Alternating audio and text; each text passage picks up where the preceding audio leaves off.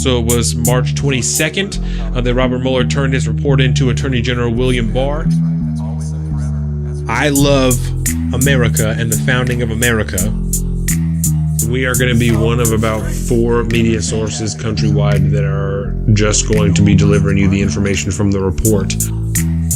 I was 18. When I was 18, I would have been like, let's do it. All the stuff you're talking about now, Bernie Sanders, AOC, let's do it. Let's do it right now. Welcome to the salt of the streets, coming at you every week with this food for thought. Hope you ready to eat. With everything going on in this nation, we need some information, and that's why salt need to be stationed in your rotation. With real talking, real topics, real people, real problems. Think we need some help to solve them, and leave it up to Colin and the Donovan, cause that's what's that? And just like a red, white, and blue phoenix rising from the ashes of political bipartisanship, we are back to Salt of the Streets podcast. This is Saturday, fucking March 23rd, 9:42 a.m. Episode 53. I threw myself off. I unlocked my phone. Dude, I thought about that all morning, and I was like, we missed last week. I bet you he's going to miss it this week. I hate myself. So welcome back, everybody, to the Salt of the Streets podcast, your one and only source for social and political commentary on weekly news, pop culture, and sports, all completely built from the ground up for people like you and me, the everyday normal person. So come and join us as we discuss life, liberty, and the pursuit of happiness, and continue our endless and tireless efforts to bridge the gap between people and information. As always, we are your hosts. I am Colin Donovan. And coming up on this week's show, the Mueller investigation has wrapped up. President Trump flexed his executive veto power. We're going to check in on some Democratic presidential hopefuls, and I think we're going to start with the topic we've been kind of pushing back for the last couple of weeks. The episode of Joe Rogan with Jack Dorsey, Vidya Gotti. And I was like, we just talked about her name, and I don't remember her last one. And Tim Pool, yes. So we're going to start with that. It's all about the Twitter and the censorship and all sorts of good stuff. Plus, it's been a couple weeks, so we're going to have some things to catch up on. Good. I went to the Meat Eater podcast live recording last week, and then I also went to Comic-Con. It was a busy, busy week with lots of fun stories. So all of that and more coming up on this week's show. But of course, I make you do this every time now. You want to plug us, baby? Yeah. But before that, I want to tell you, so Marvel and Fox, they were trying to work out a deal, right? Yeah. Remember? Yes. It fucking closed. It closed on like Thursday, I think. $71.3 billion Disney purchased Fox.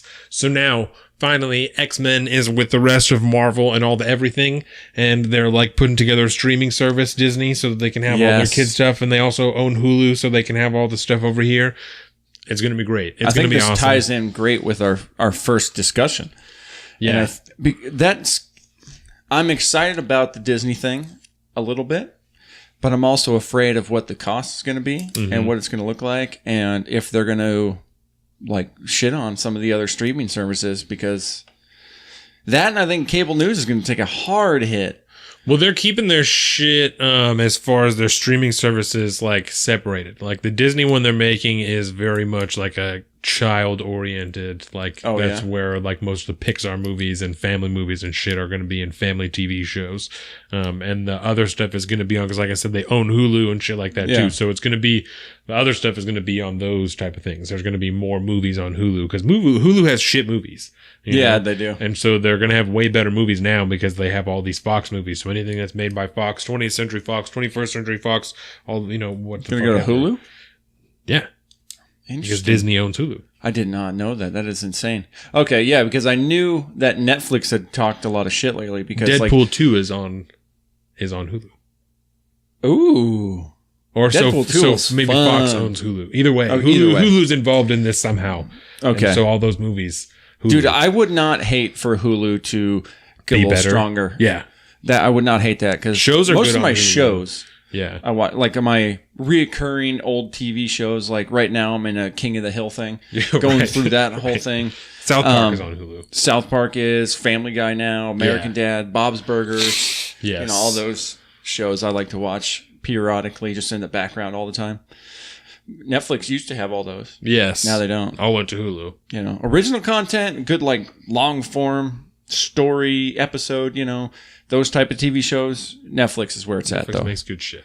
You know, but I'm really excited to concur. see what transpires at the end of this. Yes, I still hold firm, and I'll swear to this. The best X-Men will be an X-Men TV show serialized on something like HBO or a service where there can be as much everything as they want. That will be the best X-Men. Serialized for 12 seasons, fucking 30 episodes a season. That's how you're doing it. That's how you're making your money. That's how you're making people like me happy, is making X-Men that way. That would put Hulu on the map. Have that be their flagship show that is Netflix original in quality, but have it be a Hulu original and it just compete at that level. That would break through, I think. So Make it happen. There you go. I swear to God, that's the way to do it. I mean, if they can make a podcast as good as the Wolverine God, one, it was good. God, they it can was make good. a show worth it, man. I listened to that over Christmas. It's when so I was good. at work. Fuck, it's good. Yeah. So yeah, I just want to share that with you. So like I said, you can find us on our private social medias. I am at Alpaca_Dominant on Instagram and at Salt of the Street on Twitter. He is at Big Bird Offie on both of those things. We have Salt of the Streets Instagram, Salt of the Streets YouTube, Salt of the Streets Facebook, everything at saltofthestreets.com. You can find our podcast everywhere. Rate us, review us. It helps people find the podcast. It really helps us out. So if you love what we're doing, share it with people so we can do it more. I would love to make money and do this instead of work. That would be fantastic. It would be. So We could bring you greatness every day. every day. So until then, keep loving us. So let's move on. We're going to talk about Jack Dorsey and Joe Rogan. Right? Let's do it. So Jack Dorsey is the CEO of Twitter, CEO and founder of Twitter, like created Twitter. And I think it's important to mention he's also the CEO of a lot of other big tech companies too, like Yes. PayPal and Square. Or not PayPal. He was one of the people in PayPal, right? Along Something with like Elon that. Musk. But Yeah. I know Square he's a big part of, and he's Also Periscope, because Twitter owns Periscope, but I don't know if he's on the board for Periscope. He's on the board of a bunch of other things. he's big. So there's been increasing concern, especially lately, about Twitter banning people who are on the conservative side of the spectrum and protecting people who are on the progressive side of the spectrum, right? And so Tim Pool, who is like an independent journalist and obviously widely regarded as someone who's like tapped into the internet with his fucking fingers in, and he knows all the people and the stuff. And I'm very much not that I know shit, because I'm a millennial and I know about the internet, but I am not dark web, hands in, know all the fucking, weird coded language that people use. Like, I don't know all of that shit because I don't give a fuck about that. He's deeply entrenched in the internet side of the culture war. Yes. And that's where he really flexes his journalistic muscles these days. And so his concern, he had several concerns that I think we can probably try and address, individually, because so I got different feelings about this just before we even move on, right? I thought that Tim Pool was a huge douche. And I don't agree with a lot of the stuff that he said, just the way that he did it, but I'm not on the side of Twitter. I just thought he was a huge douche. So some of this stuff is disagreeing with his overall manner. His general opinion, and then also just the things that he laid out, in general, Yeah, the way he presents his arguments, at least on that, because he was really animated. He's really new to that large of a stage too, by the way. But I think he was very defensive, very very argumentative, and very rude in a lot of ways. Yeah, and he can be like that. Normally, if you've ever watched this stuff, I've followed him for quite a while, and he does some really, really good stuff too. But in this case, he was kind of an asshole, and I think you're very justified in saying that. And so one of the things that he talked about was an ideology that I don't even want to say claimed, because I agree with what he's saying, right? That so that there was an ideology that is being expressed through Twitter's terms and conditions regarding discrimination, right? Yes. And I thought there was a lot of confusion, and at one point Vigigati called him out for intentionally misrepresenting what she was saying, which he absolutely was doing. That she was being very specific that their conditions and terms and policy around discrimination is based on like personal stuff, not about expressing ideology. That you're allowed to say whatever you want in general, but it's about when you talk about one person in particular. And so he would bring up one case about one person talking to somebody, and she would say, well, in this case, this is, why we did this, whether or not we agree with it. And without trying to argue those points, he would just talk about the whole thing in general, that, well, you're not letting people express this. And she said, well, that isn't true. Like people are allowed to express that on the platform. Like you can say whatever you want. And I believe her term was targeted harassment. Yes. It's blatant targeted harassment, which just because you at somebody doesn't mean that you're trying to target a specific person. You might be, but in the grand scheme of things, if everyone else is doing that as well, you might be popped in the algorithmic form. And she also said that it, like, once it does get reported or pop through the algorithm, that it's reviewed by a person and they look at the context and all the other tweets that are like in the thread and on your page and other people's page. Like they look into that stuff to see whether or not that is valid, before they give you one of those strikes that they were talking about or make you take the tweets down or whatever. Like she said that nothing just gets taken down forever by an algorithm. Like there is always someone who looks at it before something like that happens. Yeah. And I feel like he was trying to overlook a lot of that, Yeah. And so, like I said, a lot of that is just, some of that stuff is personal shit he was doing, that I didn't agree with. But I agree that it is slightly contradictory for them to claim total objectivity, but then has a rule that talks about discrimination and then talks in particular about misgendering and stuff like that. Like that's, you know what I'm saying? And it's very interesting. That was one of his points, was the fact that due to having that particular rule in your terms and services, that by definition gives that company an ideological bent. Yes. Because that is not illegal. Right. It is not in terms with the Constitution of the United States. It's not a completely neutral free speech argument. It puts you on one side of a spectrum or the other. And in that particular case, he's not wrong. No. And the only thing I thought was disingenuous about that argument is I am not so quick to assume that it is because Jack Dorsey and the other people at Twitter are trying to express their own ideology. Like, I don't think that that's the case. I very much believe that in the modern social era that we're in, the small, progressive, regressive left minority is way more vocal than most other people on the political spectrum. And if they're the ones that are going to be most vocal, they're the ones that Jack Dorsey and everyone on Twitter is going to have to deal with the most. And if they are the ones that are screaming about trans people and dead naming and misgendering, I feel like it was easier for him at the time, whether or not it was a mistake, right? Because that's another thing I want to address in a minute but at the time they felt it was easier. Well, let's just put this, we'll slap these terms onto the terms and conditions, and then they can't say that we're not addressing it because it's right here in particular. This is something we're focused on. CYA, cover your ass. Exactly. I very much believe, I don't know for a fact, but I believe that is the case, as far as the mistakes that they made, right? I am also very willing to give them the benefit of the doubt, because Jack Dorsey, very much the same as Mark Zuckerberg, could have had no fucking way to fathom what their creation was going to turn into. Or even 2 years ago, or whenever they wrote those words into the rules, had no idea what was going to happen in between then and now. He had no way to be able to measure that.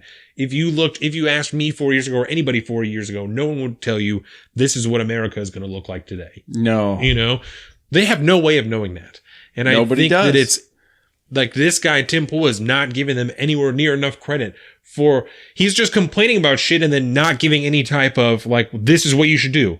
Just like, and he said several times, well, I disagree with what you're doing, but that's your ideology and nothing is going to change. Like, then why the fuck are you here, man? Then why are you here? If you're just here to bitch about it, then go home. Like, if that's all you're going to do is just complain, then go the fuck home, because you're sitting here complaining, but also admitting at the same time, you don't know what the fuck to do about it. Mm-hmm. Jack Dorsey has no idea what to do. He is sitting there as one person who made something and is like, I don't know, man. Let's try this. Let's try this because I don't know what the fuck to do. It's the internet. No one can control it. It's the internet, you know? Yeah. We're just trying to do what we can. I know. And I mean, you think about the grand scheme of this whole thing is Twitter essentially was, you know, a free speech platform. It was a public, Yeah. it was a privately owned public square. And you can't control what's said in that public square, but because you're a private company and there's ad revenue involved and there's a lot of public hands in this whole thing, and it's so far reaching that like the public demands that you meet their requirements, which is why everybody's so fucking loud on Twitter. Mm-hmm. You know, I went down this train the other day of Chrissy Teigen stuff. I know nothing about Chrissy Teigen other than apparently she likes food. She loves food. But like a lot of her tweets, man, were all these. I went down this food tweet rabbit hole, and she's a big blue checkmark people. So even those little tweets have thousands upon thousands of like comments and retweets and all this stuff, and that's somebody who's not involved in like a hot button issue. This is food we're talking about, and so to have to try to officiate those conversations, if you will, with all those people on all those hot button social and political issues, you're never going to be right. No matter what you do, no matter what you try, unless even if you just go all hands off and say whatever, one side's going to get mad at you. And it's almost like who's louder, and do you feel the more public pressure? And at the end of this, I had a really hard time and still have a really hard time getting away from the fact that at the end of the day, it's this guy's company. You know, we live in America. It's fucking Jack Dorsey's company. If he wants to put in whatever fucking rules he wants to put in, he is allowed to do that, you know, because I had a hard time with Tim Pool making the argument that he was restricting people's free speech, you know, because it's not. Twitter's not the only place that you can speak. That's not by any means the only place that you can speak, because Jack Dorsey, by banning you off of Twitter, is not closing your fucking mouth. You can still go outside. You can still talk to whoever the fuck you want. You just can't do it on Twitter. I have a really hard time with that argument. You know what I'm saying? I understand that that's where attention is focused right now. But 10 years ago, it would have been Facebook. It's just circumstantial that right now that it's Twitter. Well, on the other side of that is, you know, what if just socially and culturally, this is the public forum? And that's a very valid argument, I think. By pulling somebody out of that public forum that's privately run and owned and operated, if that's where the conversation is happening, if that's the only real place where, like, let's say your only following was on Twitter. Yeah. Mind you, that's on you because you're not broadening your base and stuff. But if that's the only place and you get banned off of Twitter, you are effectively silenced. But I mean, that's your own fault, because you haven't built up a platform that is your own that you can run. I mean, it's kind of the same road that Jordan Peterson and Dave Rubin and a couple of these other IDW people are looking at with starting this new platform.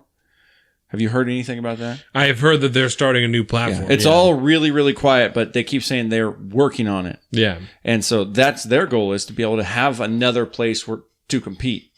And, you know, I think even during this episode, they brought up a place like Gab. Yeah. Which I know nothing about Gab. It's very similar to Twitter from what I understand. But it's very, very small. Yeah. I guess there's about 1 million active users or something. I don't remember the number, but it was incredibly small when compared to something like Twitter.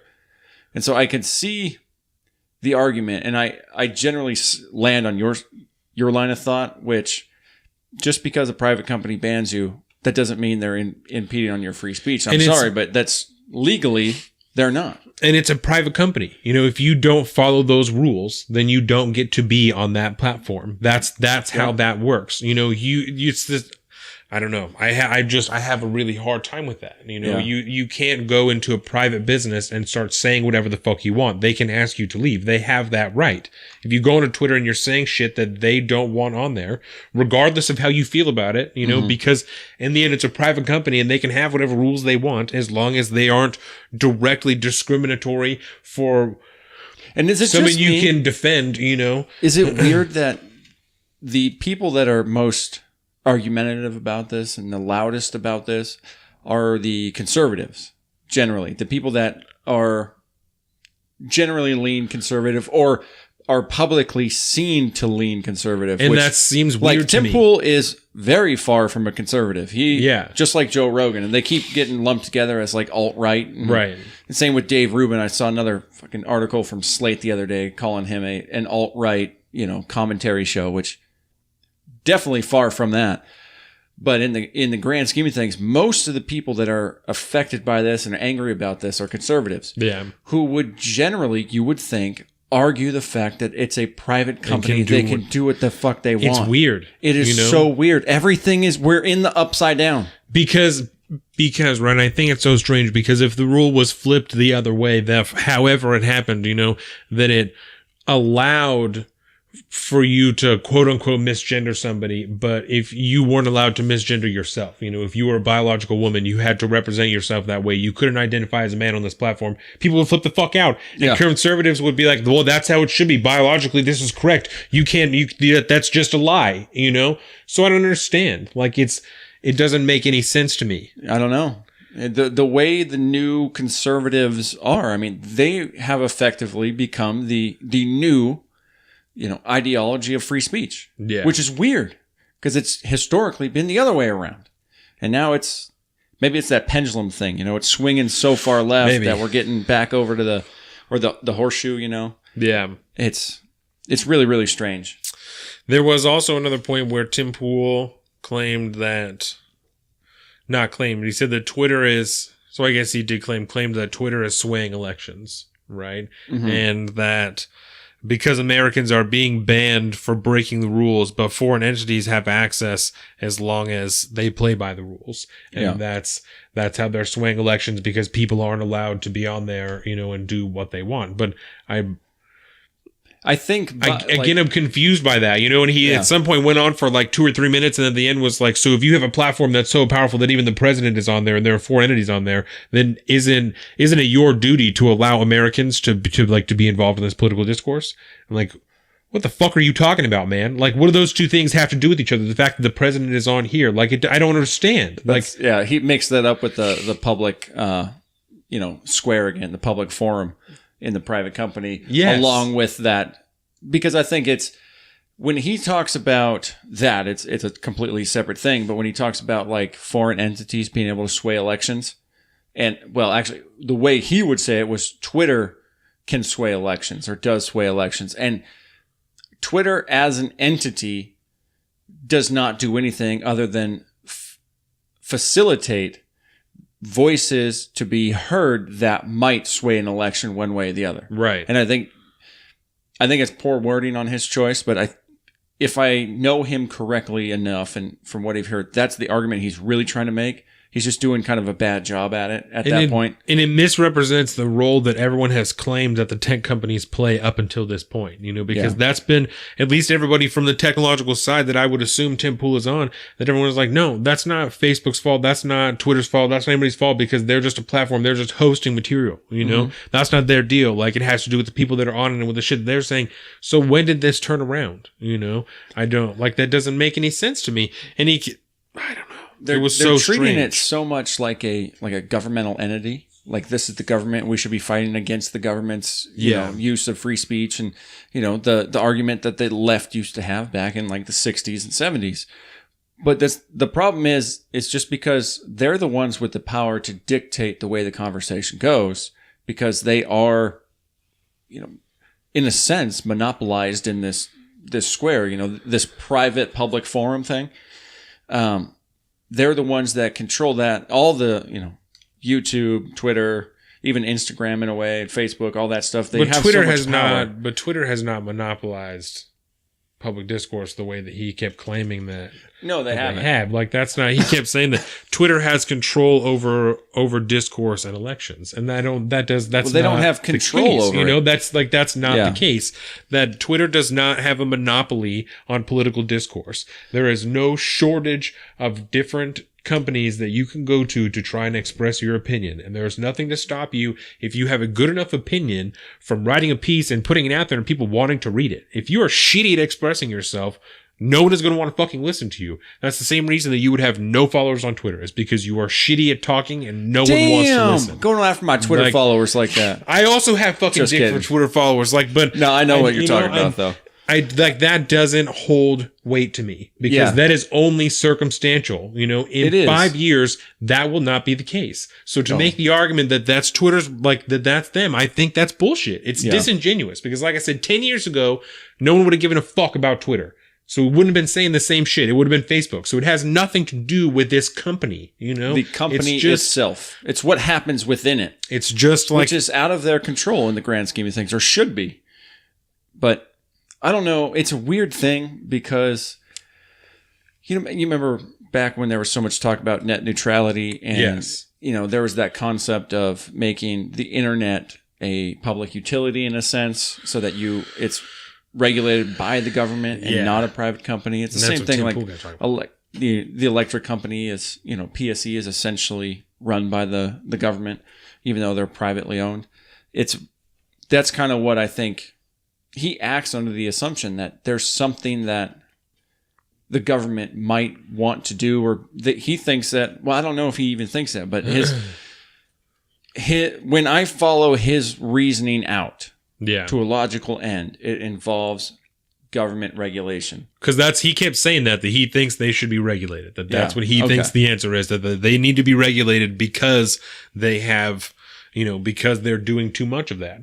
And he kept talking about, and he also kept referencing, I don't want to say that over and over, but he referenced that they should be abiding by American norms because they're an American company. And Vidya said, well, that's fine, but 75% of the people on Twitter are not in the United States. Yeah. So for us to abide by American standards for free speech doesn't make any sense. Like that's, No. He said, Jack Dorsey said, we follow more of the rules of the UN, and like those are things we look at, and that's part of the way how we arrived at these particular set of rules.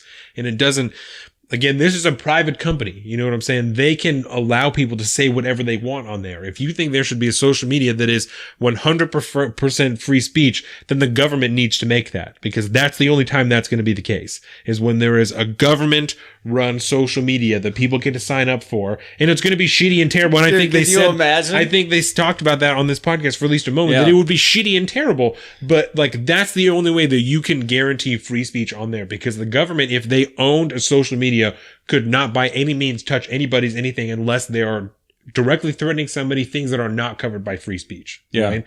That's the only way that's going to happen, because other than that, it's a free company. Or not a free company. It's a privately owned company in a free country, and they can do whatever the fuck they want with it, as long as it does not infringe on protected whatever, things that are protected by discrimination.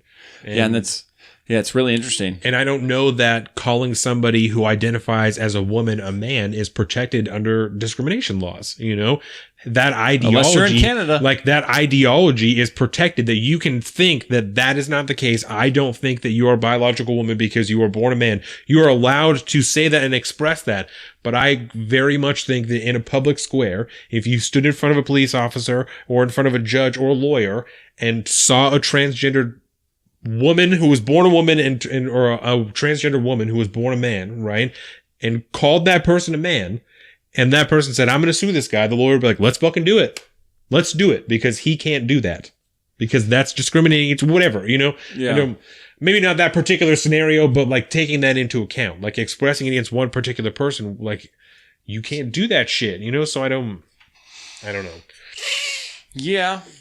I mean, the transgender one is a hard one to have, because like you say, like misgendering someone, Yes. there's a difference that like Bill C-16 in Canada and stuff doesn't recognize. And it's the fact that regardless of, you may not know what they want to be identified as. Yes. And so you can unknowingly misgender somebody at any point, at any time. Where you're correct. So I should clarify, right? If you know that maliciously. if you right, that is, thank you. Because if you know that someone identifies as a woman, right, and you call them a man, I feel very confident that they would be able to find at least fucking 10 lawyers that would be willing to take a case against you for having discriminated against this person when you knew that they identified a certain way, you know? Whether or not I think they could win, I don't know. But I know that there are people who would argue that case. And I feel like that's why they're doing shit like that on Twitter, is because that's... Yeah. And like, you know what I'm saying? Personal, Like one-on-one type of thing, like a personal interaction, I don't think would be actionable by law. But if it's in any form of like let's say like a job interview or a refusal of any kind of service, or a refusal to be treated equally under the law.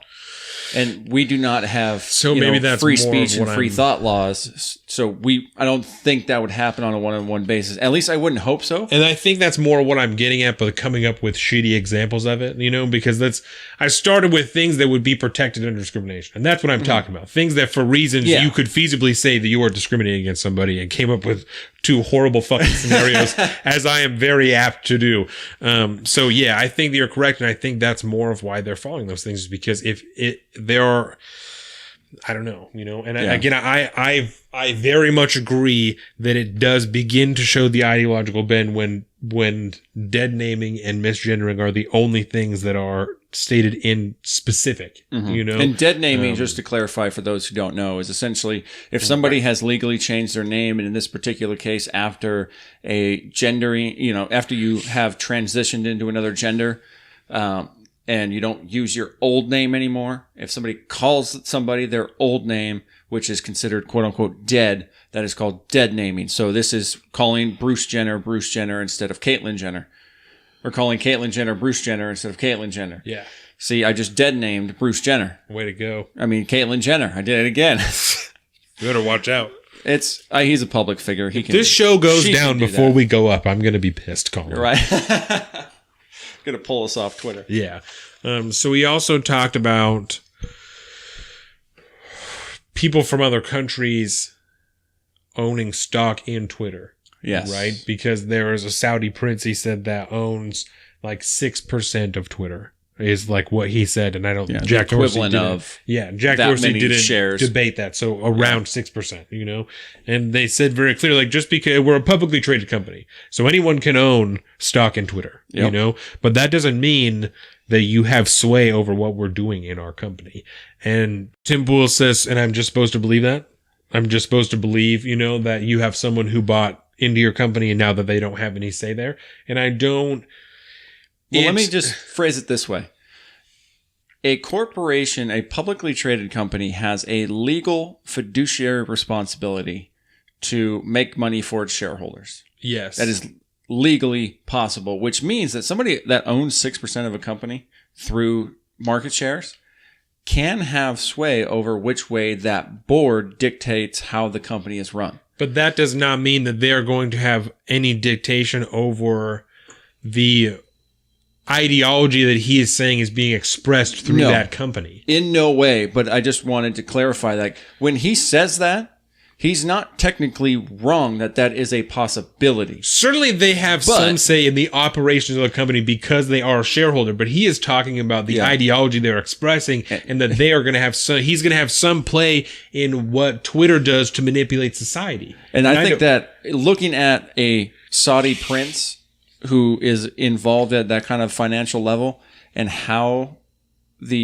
Twitter's actually run and operated, you cannot logically make that argument between those two parties, because I highly doubt a Saudi prince is going to be that left-leaning in their ideology, as much as he's trying to paint them as being a left-leaning ideology company. So that argument doesn't make any sense to me whatsoever. No, and so he kept talking about like Twitter because they're publicly traded, and then they have foreign investments, and then, you know, they have too much control over that. Then those foreign agents have partial control over, you know, political discourse, because Twitter has this monopoly over political discourse, and I don't.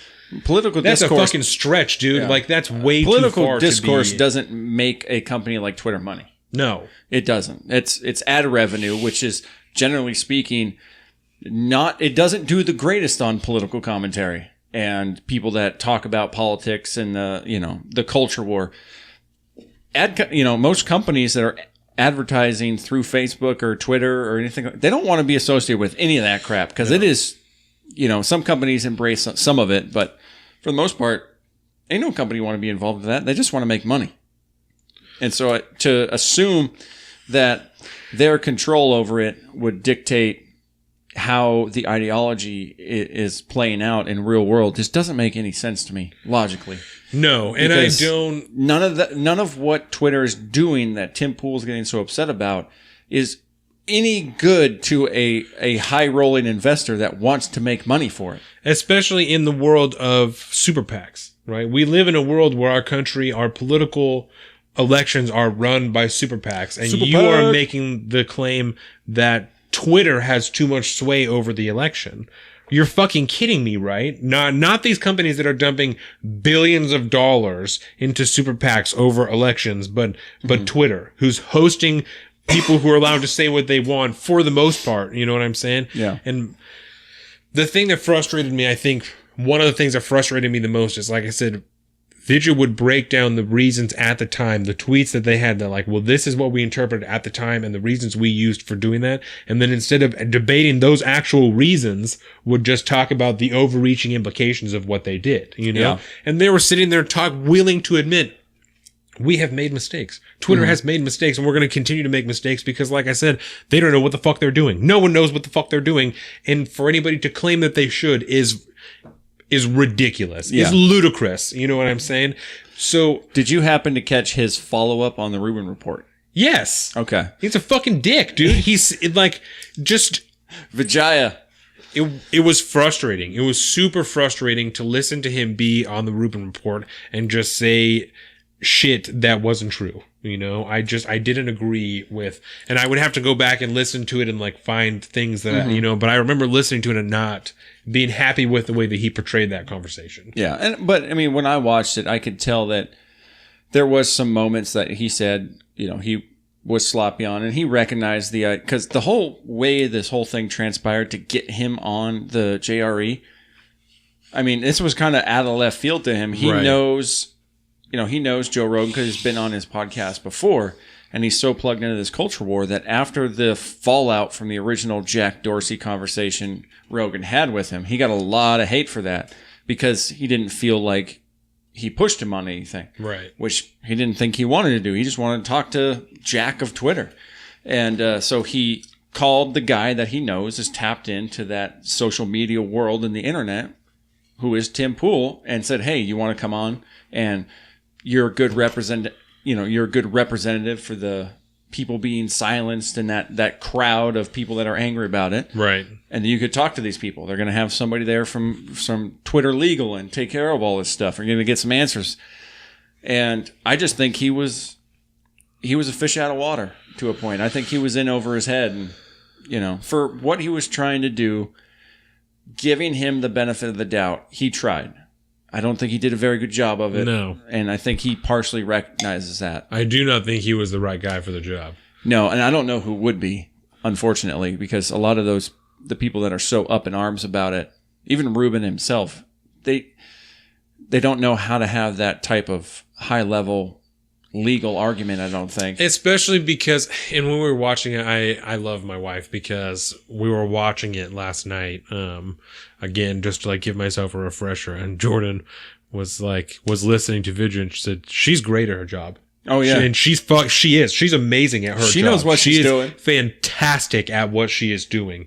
And she knows how to continue to not parrot talking points because she was very genuine with what she was talking about, but how to continue to cement what their rules are, but not make it sound like she's being a fucking broken record, by varying enough and just telling her, listen, we're doing our best, like we are trying here. We are actively trying to do these things. We're trying different things. And I mean, she openly said it more than a few times. It was like, thank you for that. I mean, we need this kind of input too to Right. bring to the table and know what to do because we need these concerns just as much as we need the other concerns. And so I think she did a fantastic job. Jack at one point got a little animated, which was interesting because he's kind of, you know, how Ben Shapiro always talks about the Cuomo brother that's on CNN as being a block of wood. Yes.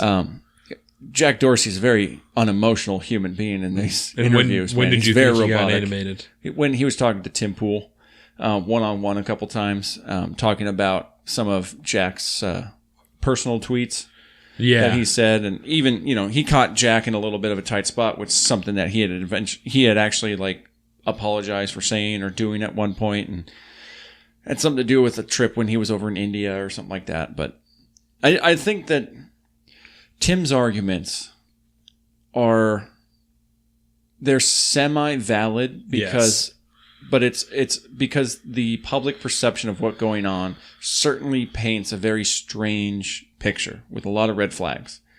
But I don't know how much of that is attributed to malice.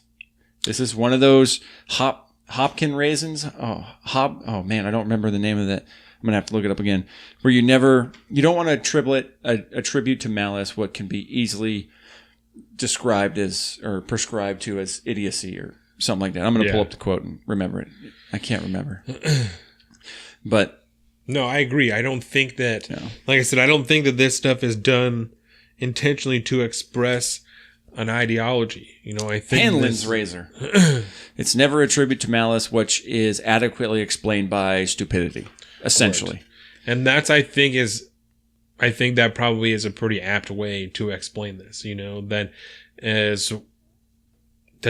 it's almost stupidity. You know, when it comes to the internet and these companies, Facebook and Twitter and YouTube, that have created something that no one has ever heard of or seen before because no one even knew what the fuck the internet was. You know, they've created something and they are just fumbling around in the dark trying to see the right way to handle this to help people, you know? And they said openly that part of the reason they added that language about trans people in particular, right, was because of the suicide rates among the trans community in like youth and stuff like that. Mm-hmm. And they felt because there's so much youth on Twitter and there's so much bullying that they felt like they took part in that. And that's why they did that, you know? And I think that that's reasonable. Like, I think that that's pretty legit. I don't think that they sat down and they were like, well, let's just say we did it because of suicide rates and we can use that as a cover up. You know, I don't think that's the case. And maybe I'm totally wrong. Maybe I'm ignorant to the truth, but I genuinely trust my gut on my feelings on people, you know, and I know I never met Jack Dorsey. I just watched a video of him, but I don't think that he is doing this because he is trying to bend the country in a left-leaning direction. No, I don't think so.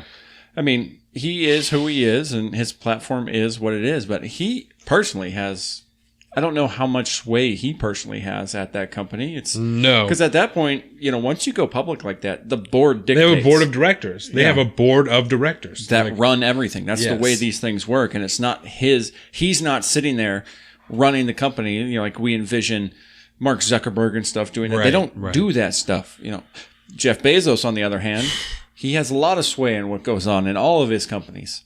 And even though they are a corporate structure and, you know, he's on the board. He's, I believe, the president and chairman of the board, probably. I would like to fact check that. But it's not the way, like, a lot of these tech companies work. Which, when you think about the nature of a tech company and reaching billions of people and having to wade through all this crap, it is physically impossible to be able to operate those kinds of things directly at scale. Yeah. You just can't do it. There's too much. The internet's a big place, man, especially Twitter worldwide like that. And you think about all the, you know, Joe Rogan brings this up a lot when he talks about the age of social media. Because there's it's a very toxic space at times. Most of the time. The internet? You can find a very giant toxic swamp to wade around in. The internet, you mean? Yeah. And especially social media in particular. Oh, absolutely. Fuck social media. But the good that it has also done, especially for people in war-torn areas of the world. Yeah. And, you know, there's been a lot of amazing things that social media has shown that it's capable of. Yeah. And which is amazing. And it's a double-edged sword. I don't know I think that even as little as 5 years from now, social media will be unrecognizable from what it is today. Well, even Mark Zuckerberg, I heard they're trying to turn Facebook into more of like a private messaging type of platform than a public messaging platform. You know, that they want it to be more about like one-on-one interactions and maybe group, you know, messages and shit where you Go got more like 10 the people in WhatsApp there. direction. Yep, that type of thing than having a timeline of shit, you know? And I think that's probably better than... I don't know. I don't know. I don't even want to say that I think it's probably better, but I think that it's interesting. I think it's worth exploring because I think that Facebook is fucking toxic. You know, Dude, I think that Facebook overall Garbaggio. is toxic. Although Because I did have a good conversation with somebody on Facebook this week. That was fun. You had posted that article. That's Jordan's and- cousin Bobby. Oh yeah, Bobby. Yeah, he put up one of those Yang 2020 GIFs. I decided I'm sticking with GIF. It is, yeah. Yeah, because GIF we know is peanut butter. and Yeah. it's spelled It's with a a J. GIF. It's a GIF. Get over it, people. I There's think no it's- argument anymore. Yeah, I think it's GIF. That's where I've always been at with it. And we can move on to that. We can move on to some Democratic candidates if you like. Let's do it. That's about as smooth a segue as I can muster. That was good. So, because I don't remember. Oh, fucking President Trump, because I read an article about all the money that he's given to himself from the government since he's been president. 1.3 million already. Something in like that. Yeah. Forbes article. Just from staying at all of his own resorts and shit like that. He's just paying himself to stay there through the government because he also didn't put all of his shit in a blind trust before he came into, the presidency. How is that not a thing? You know, I remember this discussion when he went there, and I think he just put someone else in charge of the company. Yeah, you know, like the Kush. He's just like, oh no, I'm not going to have any. It's Donald Trump Jr. and Eric who are in charge of the company right now. But he still has his assets tied. He still makes money off it. Yep. But he's not going to he vowed to fucking whatever, I'm going to put all that money in another account and I'm not going to touch it until Oathbreaker. Yeah. I'm going to separate myself entirely. So I fucking suck a dick, Fuck dude. off. God, I hate. Well, I do love the fact that anybody on any side of the political divide can shit on President Trump as much as they want. Yeah. Because there's so much shit to do. He sucks. He sucks. He generally just sucks at life. So I shared this article and said something about like fucking Drain and Swamp, right? And so Bobby's a really cool guy. He's also a huge Eagles fan. Shout out Bobby. He said he posted that GIF. It's a Yang 2020 GIF, right? And I didn't know dick about Andrew Yang. Because I'm like, who gives a fuck, right? And that's how I felt largely until this week. And so Andrew Yang was actually on Joe Rogan. That's right. I heard him in February. Yeah. And so I listened to that Joe Rogan this week and I thought he was interesting, He's interesting. He's interesting. He's young, which I think is good and bad. He seems to have his own ideas, which is nice. So he talked about the freedom dividend, right? Yes. And this is something I want to talk about more because I think that the idea of universal basic income is like really cool, but obviously there's huge hangups about it. And so his idea of the freedom dividend is called that because you invest in America with all the hard work and everything you do here and you deserve a dividend. You own part of America because you live here. I'm like, that's fucking smart. That's whoever employee-owned business. That's smart. Like what you just did marketing that is really smart, right? So I wasn't sure exactly, because I know he has at least a rough plan, but I don't know exactly where his money is going to come from, like where the UBI is going to come from, because he talked about a lot of different taxes that exist around the world. Yeah. And so I don't know, like I said, that he has a specific plan, but I know he has general ideas of how it's going to get done. The idea is it's an opt-in program where you can get $1,000 a month from the government. And that's the number that's largely used in universal basic income is $1,000. And it just helps people, pay their bills and like do all the whatevers. Or if you already have all the money that you need, then you invest it in something or whatever. But the idea is to take $1,000 and reinvest it into the economy and help keep the economy moving. Excuse me. And which again, I think is a cool idea. It's about the most patriotic argument for UBI I can think of. Yeah, absolutely. Right? I mean, I think he even made a comparison to what they do up in Alaska with the oil dividend that people get up there. Yes. Yeah. Which is something that's been around for a while now, and people don't hate it. It's like $1,000 a year, I think, that they get. It's free money. Yeah. For partially giving over your lands and stuff to an oil private company. Yeah. And I think that's a very interesting way to approach it. He comes from a entrepreneurial background. Was called like Freedom International or something like that. Yeah. Or something like that. Yeah. And he was an entrepreneur that he went around to other companies and helped them create jobs. Mm-hmm. Like that's what he was doing before he started running for president, which I think is rad, right? But also one of his other huge platforms is Freedom Dividend because of automation, right? Yes. He is largely not afraid, but confident that this is where America is going, which I think most people probably are, that a lot of the jobs that we have now are going to be automated by AI or just robots when we have things that are able to do it at a more effective rate. I saw an article, the first burger flipping robot started work this week. That's a real thing that happened. I didn't, so I haven't done any more research, but I did see that happened. They fired it after its first day, I believe. Really? Because it was too efficient. It was too efficient? Yeah. So in other words, I mean, you start flipping burgers like that, unless you have line going out the door and everything, and it's just it's like, we can't have this. It's not paced enough with the business. I mean, I'm sure you could, but at the end of the day, it's a scary thing to think about, because you don't need a person there anymore. Oh, ever. My God. Ever. Because even if it's super busy, this burger or this machine is still slapping out patties. Yeah. At exactly the rate that it needs to be. Like that's, it probably even accommodates for like the grill cooling down after a certain amount of time. Oh, definitely. It knows how hot that flat top is. Yeah. Oh, I bet it's just plugged right into the flat top. Definitely. Partially. Yeah. So Andrew Yang, right, is very confident that the country we are going to lose an immense amount of jobs to automation. Truck driving jobs, service jobs, grocery baggers, clerks, all these things that occupy so many people's jobs. We see it playing out today. Already. Oh, absolutely. Automated kiosks at Walmart, at the grocery store. At Safeway and shit. Yeah, there are already, Tesla is working on trucks, or Amazon is working on trucks that are self-driving. Yeah. And I told you there's a company, I don't remember what it's called, but they're making like pickup trucks that are electric and stuff. And so there's not that that's a machine, or not like that it's a robot, but they're leaning more this way, that they don't need shit like that. And, I mean, you've seen pictures of the Tesla car factory. Yeah.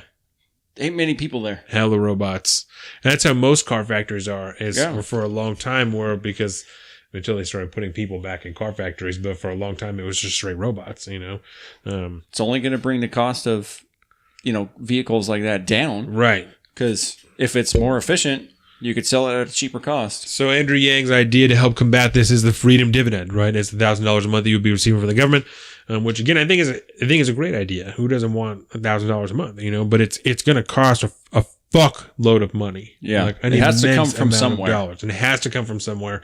And again, I'm not saying he doesn't have a plan. I don't remember if he expressed specifically what his plan was. I remember him talking about probably 7 or 8 different tax ideas from around the globe, charging companies who have, some of the ideas were like charging companies who use machines to do jobs that could be filled by a human. You're charging them $1 for, or whatever, a certain amount of money for every mile that's driven by a self-driving truck, because that instead could be a driver and that could be whatever. And so part of that money comes from those companies, from the trucks and from the robots that are working at that time. I remember as one of the tax ideas that I thought of, but other ones, like I said, were ideas already from around the globe. Yeah, there's because a lot of different countries have a lot of different little taxes that they use to fund certain things. And I heard about a tax program that I found myself actually in favor of recently, which we'll talk about later when I talk about Meat Eater. But I mean, even as somebody that generally believes that if the money isn't being utilized correctly, taxation is theft.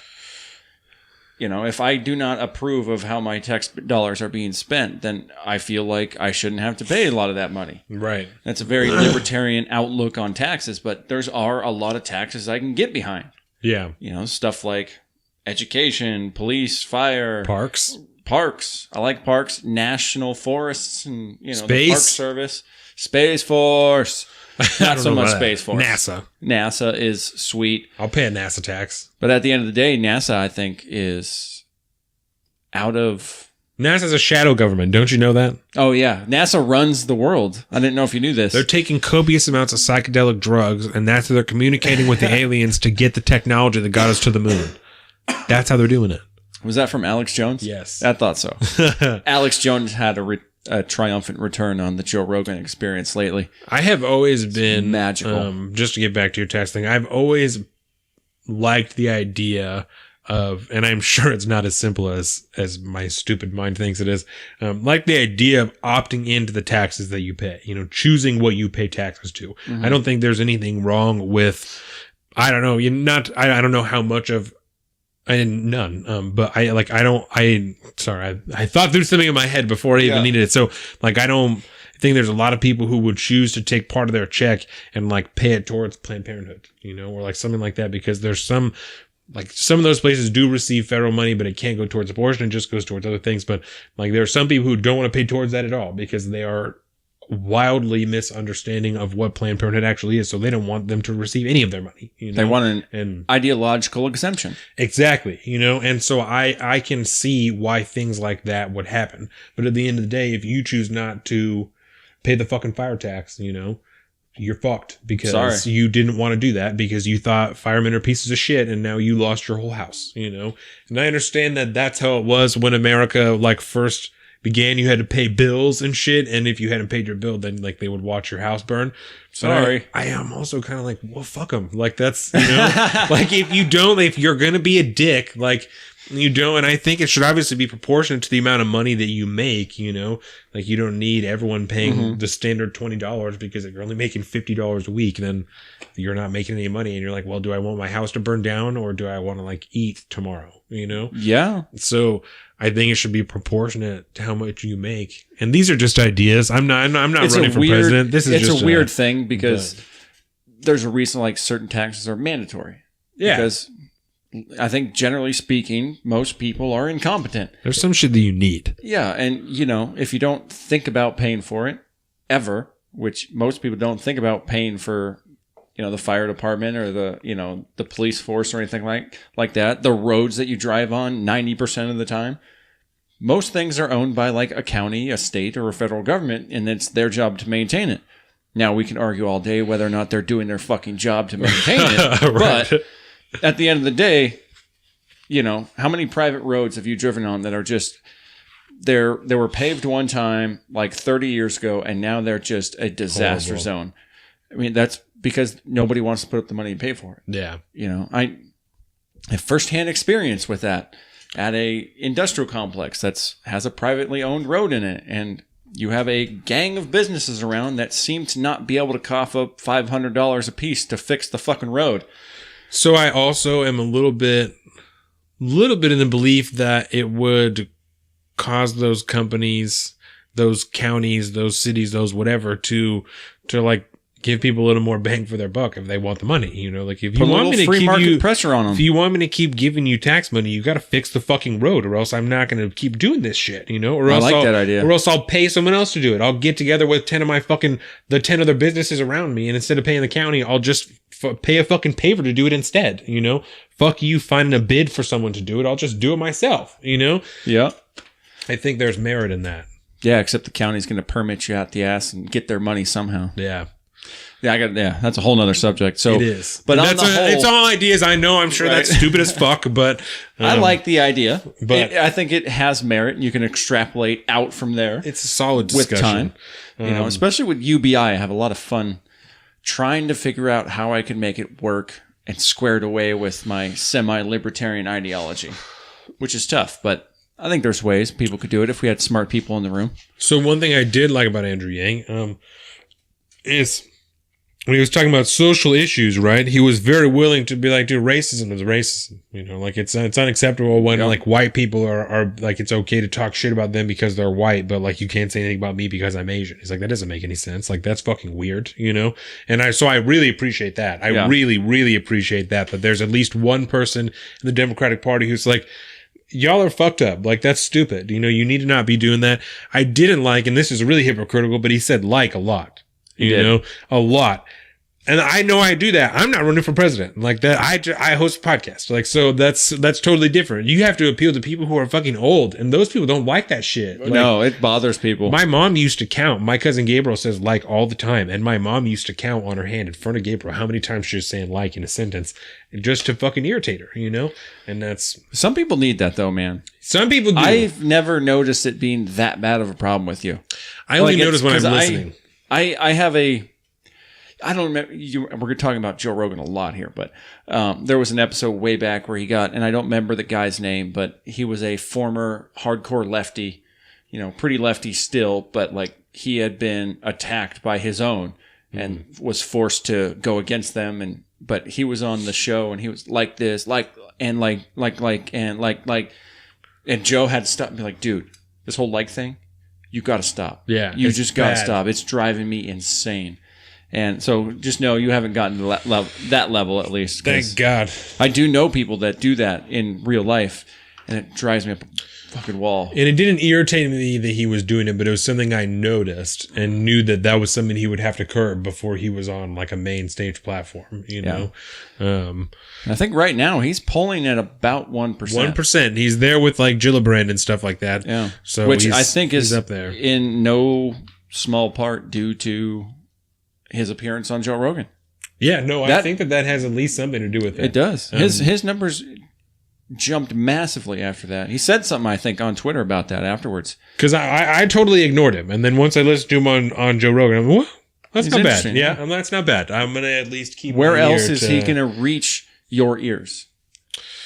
Yeah, I mean, if he's able to somehow get on other political podcasts, but because he's only that 1% and he's not a senator or anything, he's going to have a hard time, you know. And NPR, needs to which be is on kind Ben of prompting Shapiro. this whole thing, because NPR has done like an extra event, an extra special episode They've been series great. where they're interviewing a lot of these. That is All Things candidates. Considered. All Things Considered. Yeah, and that is Steve Inskeep and Rachel something. Yeah, the same people that do Up First Yep. in the morning. Yep. Really good podcast. Very. I mean, they have an ideology, but And All it's Things very Considered easy to see. is a radio show that they're doing. So that's like broadcast. That's the standard NPR radio show. Yes. I hear yes. them every now and again when That's a great in my show. truck, Because All Things Considered doesn't just do politics. I mean, it's as There's the a lot name of says, things. yeah, they do things from all over the spectrum, sports, social issues, and anything that comes up. You know, Yeah. I used to listen to them all the time with my grandma in the car. we're such old people, man. I love NPR. I know it's a problem. NPR here is not always the best, but it's pretty good. You know, Yeah, I'm surprised. I'm just glad it's not as bad as like I always envisioned it being when I was growing up. It's like, oh gosh. no, it's not so bad. Now I'm one of those people. Especially when you're listening to things like All Things Considered and not KZOK, you Yeah. know, like, or KUOW. That's KUOW. Okay. Because when you're listening to KUOW, that is the Seattle arm of NPR. And so, you're getting 110% pure Seattle. yeah, so sometimes that can be super duper lefty. When you're listening to the NPR shows, it's not quite so bad because No. that's more Nationwide. national. Yeah, so that's a little, so All Things Considered is generally a little better. Yeah. It's a little more moderate. You know, it's not. I dig on it pretty hard. Yeah, no, I like NPR. It's especially Up First. That's a great podcast for just Dude, it's every like day. 10-15 minutes, really short, lots of information. Like it's Yeah. really good. That's my rudder. It steers me which direction I'm going to go that day. Yeah. Depending on which story What is they most cover. interesting. I'm like, oh, okay. Well, I'm going to follow that one down. Get some more deets on that. Yeah. So Andrew Yang is one. He's up there. Kirsten Gillibrand is not really doing anything fantastic. She's being about as mediocre and neutral as she possibly can be. Yes. Still, she's not going to go anywhere. I'll just say that 100%. She is not going anywhere in my mind. We can talk about Kirsten Gillibrand. Yeah, no, I don't even, because I haven't She's looked not even much. worth discussing. I haven't looked much into her yet, because I'm trying to do them slowly so I can learn kind of a lot about them, you know, and bring some information to the table. We can talk about Elizabeth Warren a little bit if you'd like. Yes, I always love to talk about Elizabeth Because Warren. so there's a couple of things that I have written down that are just kind of large topics on the Democratic table right now for all of those people, right? So Elizabeth Warren is talking a lot about reparations, Yes. right? Among several other things, but that's the one that I decided we're going to start with. Including now the possibility of Native Americans. Yes. And so the one thing that I was listening to Ben Shapiro the other day, and he started to talk about it a little bit and then talk shit. And so I just started to think about it like following the path, right? Let's think about it logically. If reparation, if you're going to do it, if it's going to be done, right? Okay. How are you going to decide how that's done, right? First, so let's start here. How are you going to decide who pays that money? Right? Because you're white and I'm white most of the way. But if you look at my actual lineage, right?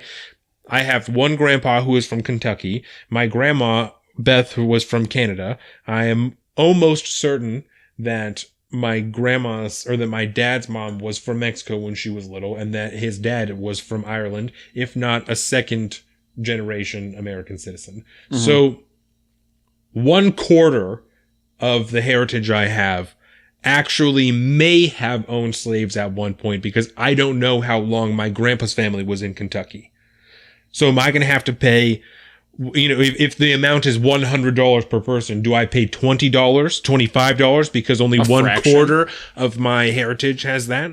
You know what I'm saying? Because not that I'm okay with paying money anyway, but I'll be damned if I'm going to pay the same amount as somebody who's from fucking Kentucky if that's what we're doing. You know what I'm saying? I'm not going to pay all that because only 1/4 of my heritage may have owned slaves at one point. See, I'm super screwed then, because my DNA report puts my bloodline at the founding of some of the original colonies in America. Really? Including the New York, what became the New York colony when it was New Amsterdam, and Massachusetts, and Rhode Island. Word. So I'm el fuckoed if that's the case.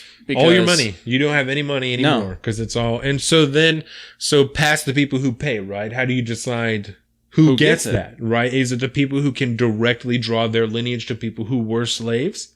Is that the only people who get reparations? Because you're talking about minorities and all, because I'm also Mexican. I'm also a quarter Mexican. I also grew up, not in poverty, but certainly below the standard, level, you know what I'm saying? So in low income, that's what the fuck I'm looking for. So I grew up in low income. So do I get some type of reparations because I'm Mexican and I grew up in low income? And does it balance it out? Is that, by your argument, somehow related to my ethnicity, even though my mom is white? Are those two things somehow correlated? You know? So, and I hate to say this, but I think the argument to be had for reparations is basically non-existent. It's been so long. There's nobody here now that was directly affected by actual slavery. Civil rights movement, totally different story. Right. There's a lot to be said about that. And if you want to have a conversation about that, that's one thing. But what I really think this is? Because I think any real conversation about this is by nature disingenuous. Yes. Because this is, in my mind, in my view, this conversation about reparations is nothing but playing into an aspect of the culture war for popularity.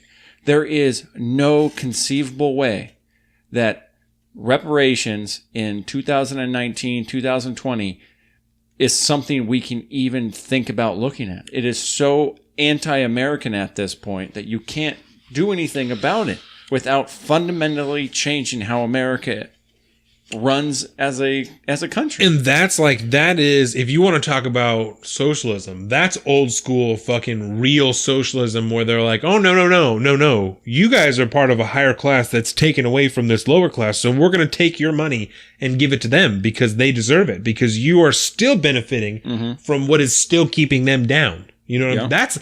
That's what we talked a couple weeks ago about how modern day fucking socialism is not socialism anymore, right? Because they're talking about free school and, where everyone gets paid the same and we're doing all this shit. That's not socialism, dog. That's not the shit you need to be afraid of. This is the shit you need to be afraid of. Yes. You have motherfuckers talking about taking money from you because they're saying you're still benefiting from something that happened fucking hundreds of years ago. And that what's keeping you up is keeping them down. You know what I'm saying? And they want to take your money because of that. You're fucking kidding me, right? Because do you know what that is? Taking from the elite to give to the proletariat. Sounds like communism to me. What the fuck, my G? That, and I think history has taught us Like that proletariat? Boom. Good nomenclature. You like that? Look that shit up. When you look at the communist revolutions that have taken place over the years, Yeah. particularly in, was it Cambodia with the Khmer Rouge? Yeah. And it was, if you wore glasses, you were considered an intellectual, and therefore, best case scenario, you were jailed for your whole life and everything was stripped from you. Most of the time, you just ended up with a bullet in your head. Done. And then, it would go to the poor farmer and stuff like this. That's how most of these things work themselves out historically. And like I said, I don't see, this kind of talk doesn't concern me because I just don't see it ever actually taking place. To it? Yeah, I really don't. It's something that's going to win her popularity because now we have gone to a purely populist presidential race all the time now, apparently. Right. And hopefully that dies off after the next one, but depends on who gets in office after this. And I don't mean this is what people like you and I should be fearing, right? I mean, this is what people who claim that Bernie Sanders and AOC are like hardcore socialists, like those people, this is what they should be afraid of, is talk like this, right? Because this is the shit that's hardcore socialism. As we've talked about before, for as big of a game as AOC and Bernie Sanders talking, Bernie Sanders getting into office, not half the shit he's talking about is getting done. No. Because it's not going to happen. It's not going to work that way. And he knows that, But he knows that these are great aspirations to have, and it would be awesome if everyone could have all the shit that they wanted. And it's called that way because it's for everybody, That's that is why he explains it the way that he does as democratic socialism, because it's a socialistic idea where everybody is getting the same shit, right? And it does take from the people who make billions of dollars to provide that. And that's the way that it's those things. But it is not old school hardcore socialism in the way that they are just separating people like this into different classes and... Yeah. You know what I'm saying? Like, this is the shit that should make you nervous. Not fucking Bernie Sanders, not fucking AOC in her non-binding resolution, the Green New Deal. You know what I'm saying? Because if you're talking about how the bigotry resolution wasn't enough, then shut the fuck up about the Green New Deal, because it's the same goddamn thing. Same thing. It's so... Literally the same thing. But with a bunch of greeny stuff. Like, that's the shit that you should be worried about. She's also talking about... what the fuck was the other thing that she was talking about, man? I think I know what you're going to say, and I was going to say I wanted to make sure we hit that before we got off of Warren, was the abolition of the Electoral College. Yes. Because this is something that comes up a lot over the years, and it generally comes up from the whatever political party is not in power at the time. And I've heard it argued from the conservative side, and I've heard it argued from the more liberal, progressive side. Neither of which I'm comfortable with. Yeah. And I don't know... I am not totally versed well enough in the Electoral College and what it's completely all about to give my full-blown support either way. Because it's still... From what... I believe I know about the Electoral College, it's kind of an equalizer when it comes to democratic voting. Yeah. Because it allows more rural places with less people to actually have a bigger vote. It's kind of like a handicap in like a sports game. It allows their voices to be heard just as loudly as anyone else. Yeah. And I think a lot of it has to do with like the caucuses, the major caucus states.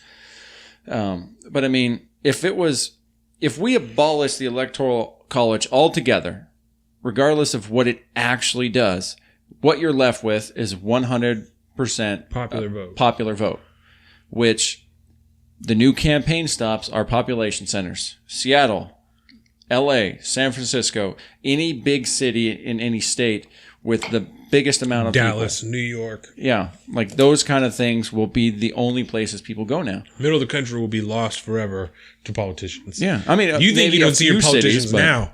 Yeah, you definitely won't see them if it's only for a popular vote. Like the great Iowa caucus, that's always a game changer. Pennsylvania, these certain states that people aren't going to go to if if we're 100% purely popular vote? So I listened to a fantastic episode on the way here of the Libertarian podcast that came out last night, I think. Oh. That is entitled Defending the Electoral College, or In Defense of the Electoral College. So Lay it on me, baby. What do you got? okay, so being the traditionalist American that I am, right? Because you know me, right? Yeah. Old school government motherfucker. I am very much against the abolition of the Electoral College, right? What I think is, man, and this shit frustrates me because broadly, I think the idea of this is un-American. Right? The idea of the abolition of the Electoral College is un-American in the way that you are giving up. That we have a system here that has existed for an amazingly long time and has done things that no other country has ever done. And you want to change that because it's not working in your favor. That's un-American. Fix it. You have a problem, fucking fix it. Work and fix it. You know what I'm saying? So I don't think that the problem is the Electoral College, because the Electoral College is a near perfect entity in my mind, right? It is ruined by y'all motherfuckers not wanting to get out and vote, right? Because your delegates are elected at the caucuses that you choose not to go to. They are done by the votes that you choose not to send in. You choose who your delegates are, right? The other problem I see with the Electoral College, super delegates. Yes. Right? Huge problem I see with the Huge Electoral problem. College, because a delegate is elected by the people who is telling you when they're looking for your vote, this is who I am going to vote for. This is who I want to be the president. That's who I'm going for. If you put me in as your delegate, that's who my vote is going for, right? You choose that. If you don't vote for your delegate, that's your own fucking fault, because that's something that is directly decided by your vote, right? So you choose your delegate. A super delegate, however, and a lot of people don't know this, which doesn't surprise me because I had to look it up like 2 years ago, right? A super delegate is somebody who exists in that state that can choose to do whatever they want with their electoral vote. They are not bound by any votes, any constituents, anything. They can choose to do whatever they want, right? 2 weeks ago when I was at work, I watched the latest Michael Moore film. Okay. Right? Michael Moore. Michael Moore. Yeah. So in this film, it's called Fahrenheit 11/9 because 11/9 is the day that Donald Trump was elected into office, right? So, which I thought was really funny. So one of the things they talk about in this film, largely leftist propaganda, especially this film over all the other ones. But I think you should watch it because part of it was actually really interesting, and it's on Amazon. I listened to Pod Save America. It's on so it's no worse than that. It's totally worth watching because part of it's absolutely legit. Part of it that's legit is they were talking about Bernie Sanders in Michigan, right? In the 2016 election, Bernie Sanders won all 55 counties in Michigan. Wow. And received half of the electoral votes, half of the delegate votes at the convention. And when he was there, he conceded and chose and said, I want all of the votes to go to Hillary Clinton, because at that point, he didn't stand a chance anyway. He's fighting for the party at that point. You, not only do you have people who are not voting, right? You are allowing people to get into office and who are involved in the Democratic Party who are dishonest and misrepresenting you.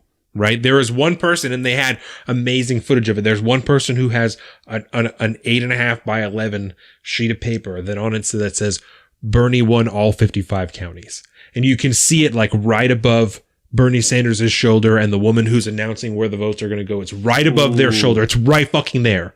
Right? Bernie Sanders won all 55 counties in Michigan and got half. And half of the electoral votes. Right? There's an obvious problem with the system, right? But it's not the system itself. It is the way that the people are implementing it and the people you allow to get into the system. You choose your delegates the same way you choose your representatives. You are doing this. If you have pieces of shit in your office, it is because you allowed them to get there. You allowed them to stay there, right? I'm not saying people can't misrepresent who they are. Once you've been in office for 10 years. Very popular. Once you've been in office for 10 years and you have a voting record for 10 years, you have legislation for 10 years, I think we have a little bit of an idea of who you are, where you're taking money from, and exactly what's going on. Right? At that point, if you choose to let that person stay in as your representative, that is on you. If you have delegates who are not putting their vote the way you want them to, that is on you. If you're in a county and your delegate, the one you want, doesn't win, that's fine. That's part of the system. That sucks. You got more people in that county that are on the opposite side, you know? But if you know that, I don't know, if you're allowing the people to run the wrong people to get into office, that's on you. You know what I'm saying? So I don't think that the problem is the Electoral College. I think the problem is the superdelegates. I think the problem is a lot of people that are being allowed to stay in office when they shouldn't be, or get into office when they shouldn't be. Voter apathy is a big thing. Big problem is voter turnout. People not voting. Yeah. You know, that's the same reason we're talking about Alexandria Ocasio-Cortez winning. She won by 5,000 votes, and it's considered an immense fucking landslide when 25,000 people voted. You know, right? That's not dick for people who are voting. That's crazy to think about. Know? So it's in New York. Right? In fucking Queens or wherever she lives. Like, there should be a fuckload of people who are voting there. But no one, you know? Yeah, it's very, very, very small turnout. So I am hugely against even the idea of abolishing the Electoral College, right? I do see there is a disparity because in the last, 20 years, or like 6 presidents, 5 of them, have not won the popular vote. Yeah. So there's obviously some type of problem here, but I don't think that, again, that's a problem with the system. That's a problem with the people you are allowing to get in there and this superdelegate bullshit. So that is a problem I will concede in the system is the superdelegates. And I think that's probably the biggest problem is because superdelegates, 99% of the time, are there because they are party loyalists only. And so whatever the DNC says to do or the GOP or I don't think the GOP has superdelegates. They have something else. So maybe it's not the same term, but they have something like that who are a person who is allowed to choose to do whatever they want with their electoral vote. Which is side for the party. Yes. Always side for the party. And that is devastating. Yeah. Because that completely undermines the idea of Democratic Republic representation. It is an attempt to circumvent the Electoral College. Because we know better. Yes. We know how to play this game, so we got to make sure that Hill Dog gets in because Bernie's not going to win in our minds. So we have to make sure that that's not going to happen. They also talked about on this podcast that I listened to that you should listen to. Is really good. This is the Libertarian podcast? Yeah. Okay. Yeah. And it just came, like I said, yesterday or today. And they were talking about there are several states, I think Colorado and Illinois, maybe, Maine, I think, that have passed state bills that say that their electoral votes will go to whoever has won the popular vote, regardless of how the constituents in their state have voted. Right. And again, that's the same idea. It's and this guy, Richard Epstein, is the doctor that does it. And he said it is in his idea blatantly unconstitutional. Yeah. Right. Seems to me like that. That's what it is. And so it says that, their electoral votes will go to just whoever is winning the popular vote, which is completely counter to the whole idea of the Electoral College. And I don't like that shit, Yeah, because believe it or not, we're not a democracy. No, we are a democratic republic, right? And this, so the idea of a democratic republic as opposed to a democracy, because a democracy, and this is something, for some reason, so many people who live here don't understand this. Yeah. A democracy is exactly what we're talking about, where the popular vote would decide who runs or who wins, right? Yeah. That's what a democracy is where one person, one vote, that's it, it's done. Democratic Republic is where you have representatives who take those votes and then dictate them, and the votes from the representatives filter up, and that is how things get decided. And this, I think it's because it's a simpler system. In this day and age, we have no separation between the federal government and any other government whatsoever. Right. Like the idea of statehood and state representation, you just want your representatives to be a mouthpiece on the national stage, and all the change that's being dictated is on the national level these days. Right. And so you don't need a representative democracy. Then you just need a pure democracy. Because it's whoever's shouting the largest, wherever the most people are, that they win. They get to overrule everybody because they have more people. Right. Which is not, it's un-American. Yeah. It's un-American and it's so easy to misunderstand. I mean, to misrepresent America as a democracy and not a democratic republic. But if you abolish the Electoral College, you are effectively getting rid of America as we know it and completely changing the whole thing. We're all just one big, might as well all just be one state now. and every state just becomes like a different version of a county, and then they're on down. It's like, why? You think that's going to be better? No. That's insane. And the way that they were talking about on this podcast, and which made a lot of sense to me, is it's easier, specifically, if nothing else, for counting purposes, right? Because if you had just strictly a popular vote that's just done by the whole country, because at that point states don't matter, it's just people. You imagine if you had a margin of error of 1%. That's an immense amount of fucking votes. 1% of the votes in the country. I don't know, what is there, 30 million people here, something like that? I don't. Like, that's a fucking huge amount of votes. Yeah, what are you going to do? Like, they have a hard enough time in voting districts and then, to narrow it down to the place that it took place and finding where the tight vote is. And if there's a problem, and then you have to recount that, you have to recount all the votes.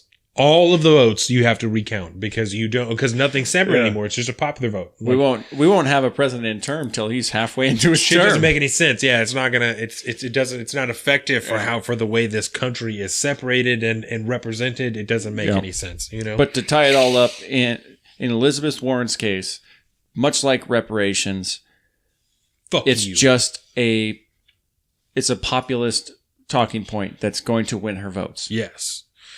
So now we can move on to a little more of like Cory Booker type of shit. Cory Booker. So Cory Booker, I listened to a lot of Cory Booker this week, right?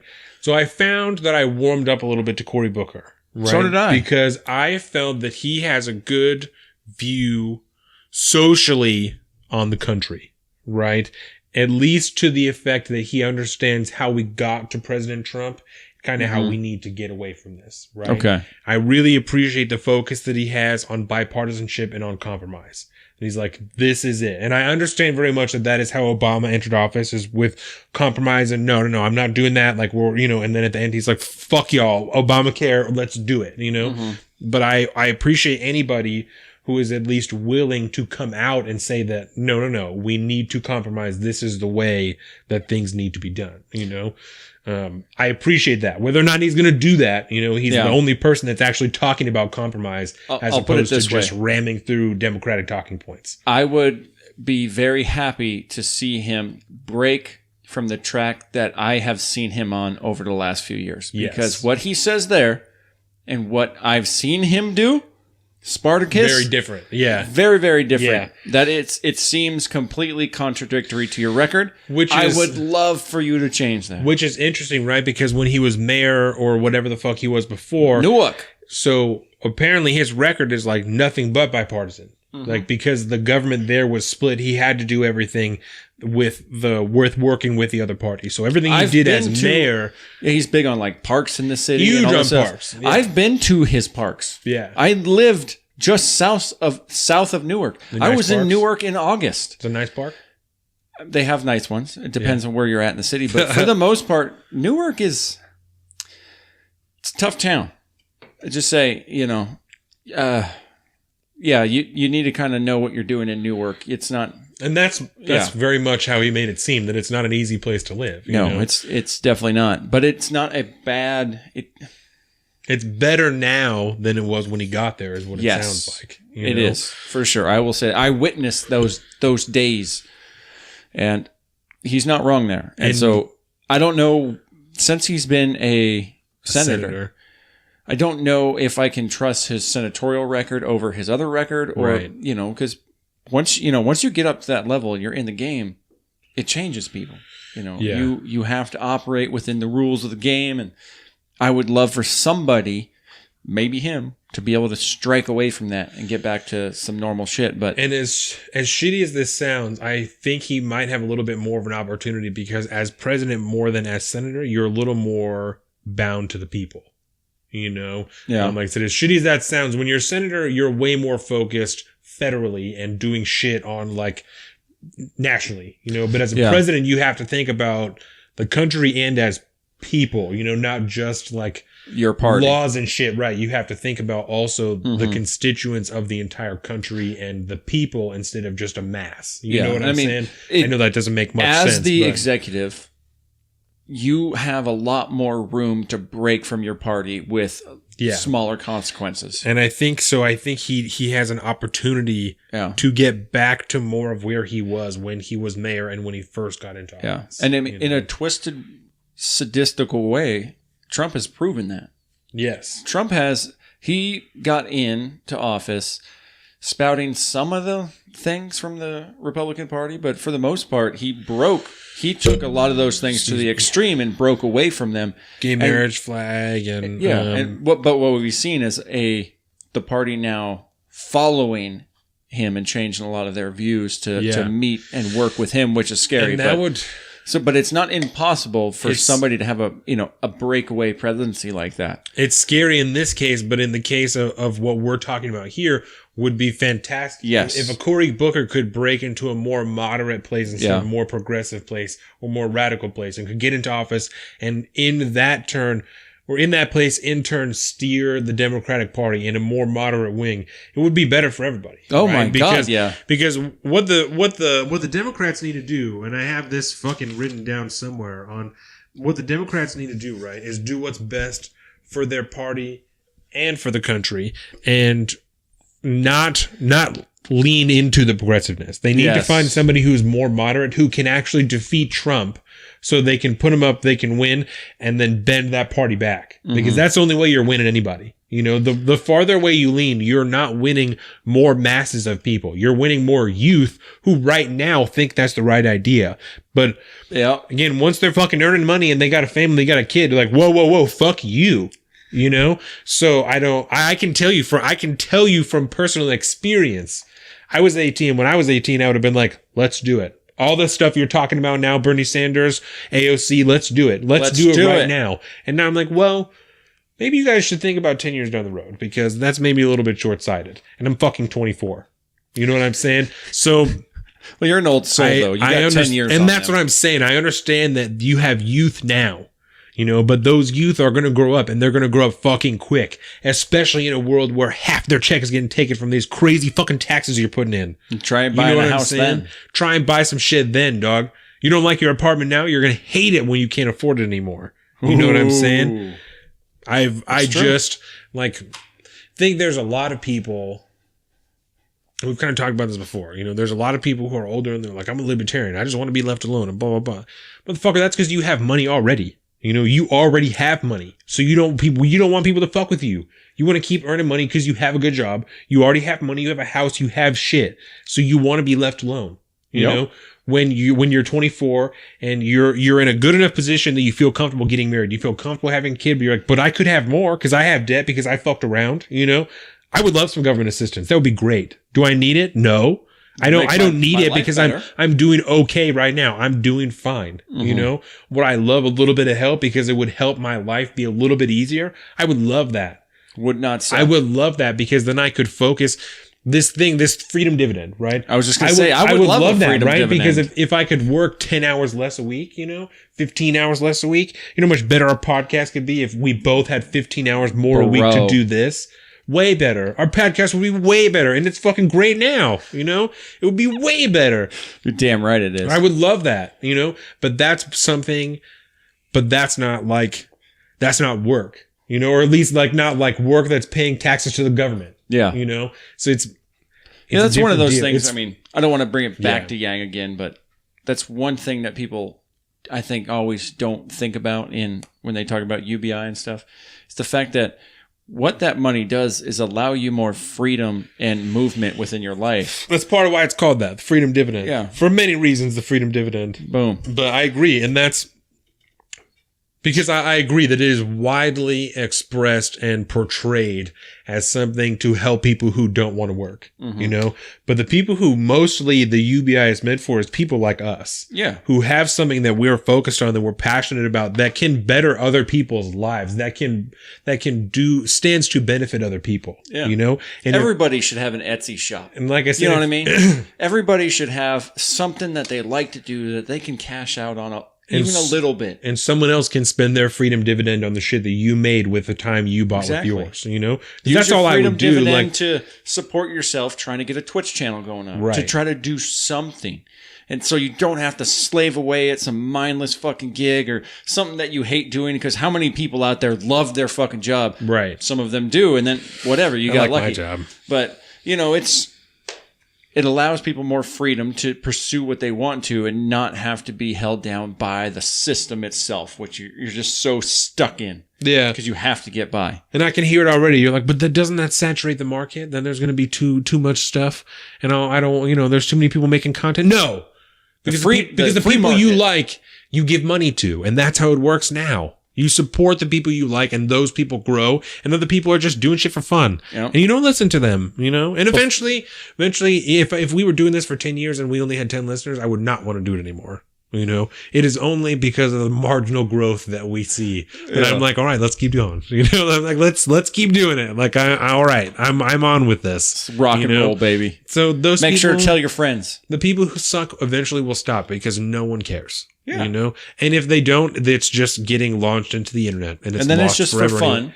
Yep, And that's fine. And who cares? Yeah, because they're doing it for them, and it doesn't matter. And those 10 people that may be listening still love that, obviously, Yeah. because they still do it. And that's whatever. If you want to choose to do that with your freedom dividend money, go to town. It's your choice. It's freedom.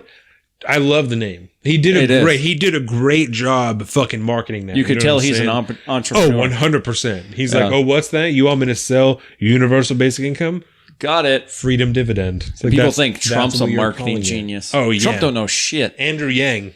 Yep. That's who needs to be running your marketing company is fucking Andrew Yang. Exactly. Yeah. So to bring it back to Cory Booker, you think he's in it for the long haul? At least getting down to the main primary? I am not sure, Yeah, I don't right? think Because this is the other issue that I wanted to. He also talked about something called baby bonds, but that's something for another day because that was really confusing to me.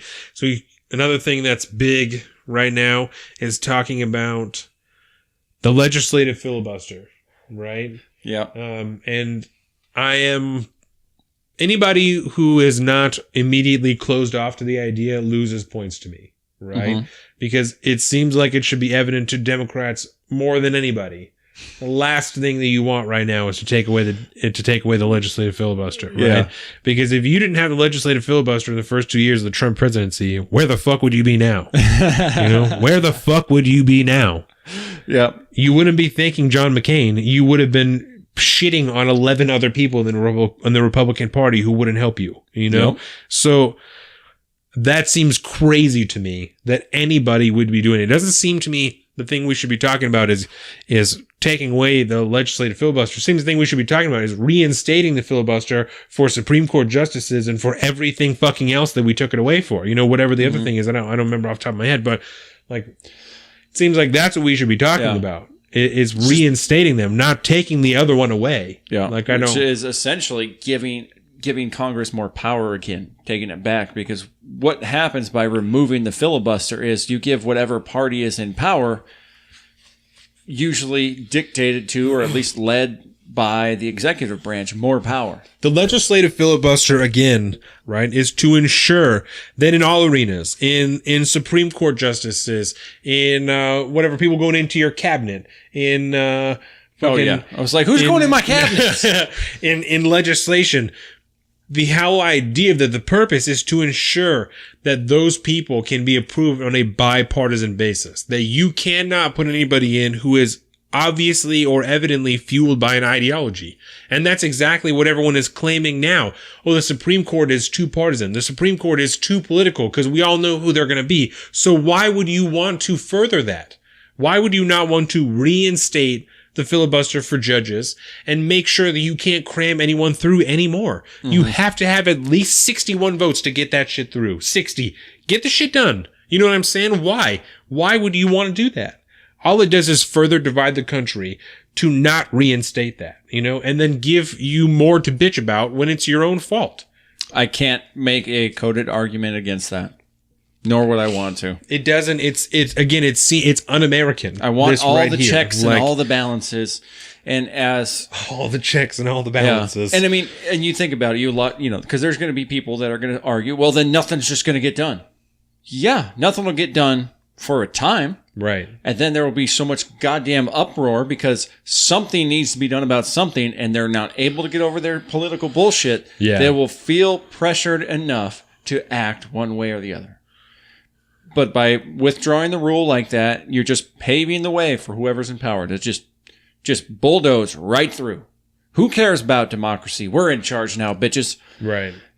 And the monarchical presidential seat that we have now it scares me, because we shouldn't be talking about the fucking president this much. No. We shouldn't. If anybody, we should be talking about Skeletor and Chucky Schumer. Mm-hmm. And people like Mitch McConnell, or formerly, Paul Ryan. Because those are our representatives, not the exec. The exec is nominated by whoever's in power. Right. Who cares? I mean, we care. But in the grand scheme of things, our percentage of focus should be more focused on Congress. Period. Did you know that Paul Ryan is on the new board of directors for Fox? God damn it. Really? He is. I swear to God. I love that. Swear to God. I was wondering what he was going to do when he got out. Fox. Yeah. Well, hey, now he works for Disney. What can I say? So the last big issue that I have written down as far as Democratic candidates, right, is the expansion of the Supreme Court, or it's another term Cory limits Booker on the one. Supreme Court, right? It is a Cory Booker one. How do you feel on that? No. I don't like it whatsoever. I agree 100%. He's talking about like 15 judges. Yeah. And they're talking, he's also floating ideas of term limits and blah, blah, blah. All sorts of different little things to change. But then he's also talking about that up in the number to 15. And I feel like, all right, so let me start at term limits, right? Because I feel like the purpose of lifetime appointments for a Supreme Court justice is to allow that person and their opinions to grow and change with the country, right? Like that's at least how I look at that, is that the people on the Supreme Court, in theory, they're there long enough to see differences in the country and be like, I have seen this, I can use this to help me make these decisions, and I've been around long enough to know that while, we are doing this weird shit in Yemen now, we did the same thing in Vietnam, but now, then we had the Vietnam War, Yeah. You know what I'm saying? Like that's why those things are there. And when you have people who are in for just 15 years, that's a really short amount of time to be having to consider the entire judiciary history of the country when you make a decision. I can't imagine the disgust I would feel seeing a Supreme Court judge campaign. That disgusts me in no way I can even think of. But I will say that I don't agree with you, by the way, on your outlook towards the Supreme Court. What do you think? My idea on the Supreme Court is I love this. Why? I love when we don't agree. Right. Why? We might agree at the end, but we may not agree how we get there. Yeah. And my understanding is that the Supreme Court has a lifelong appointment for the sole purpose of making it so that you can be unpartisan.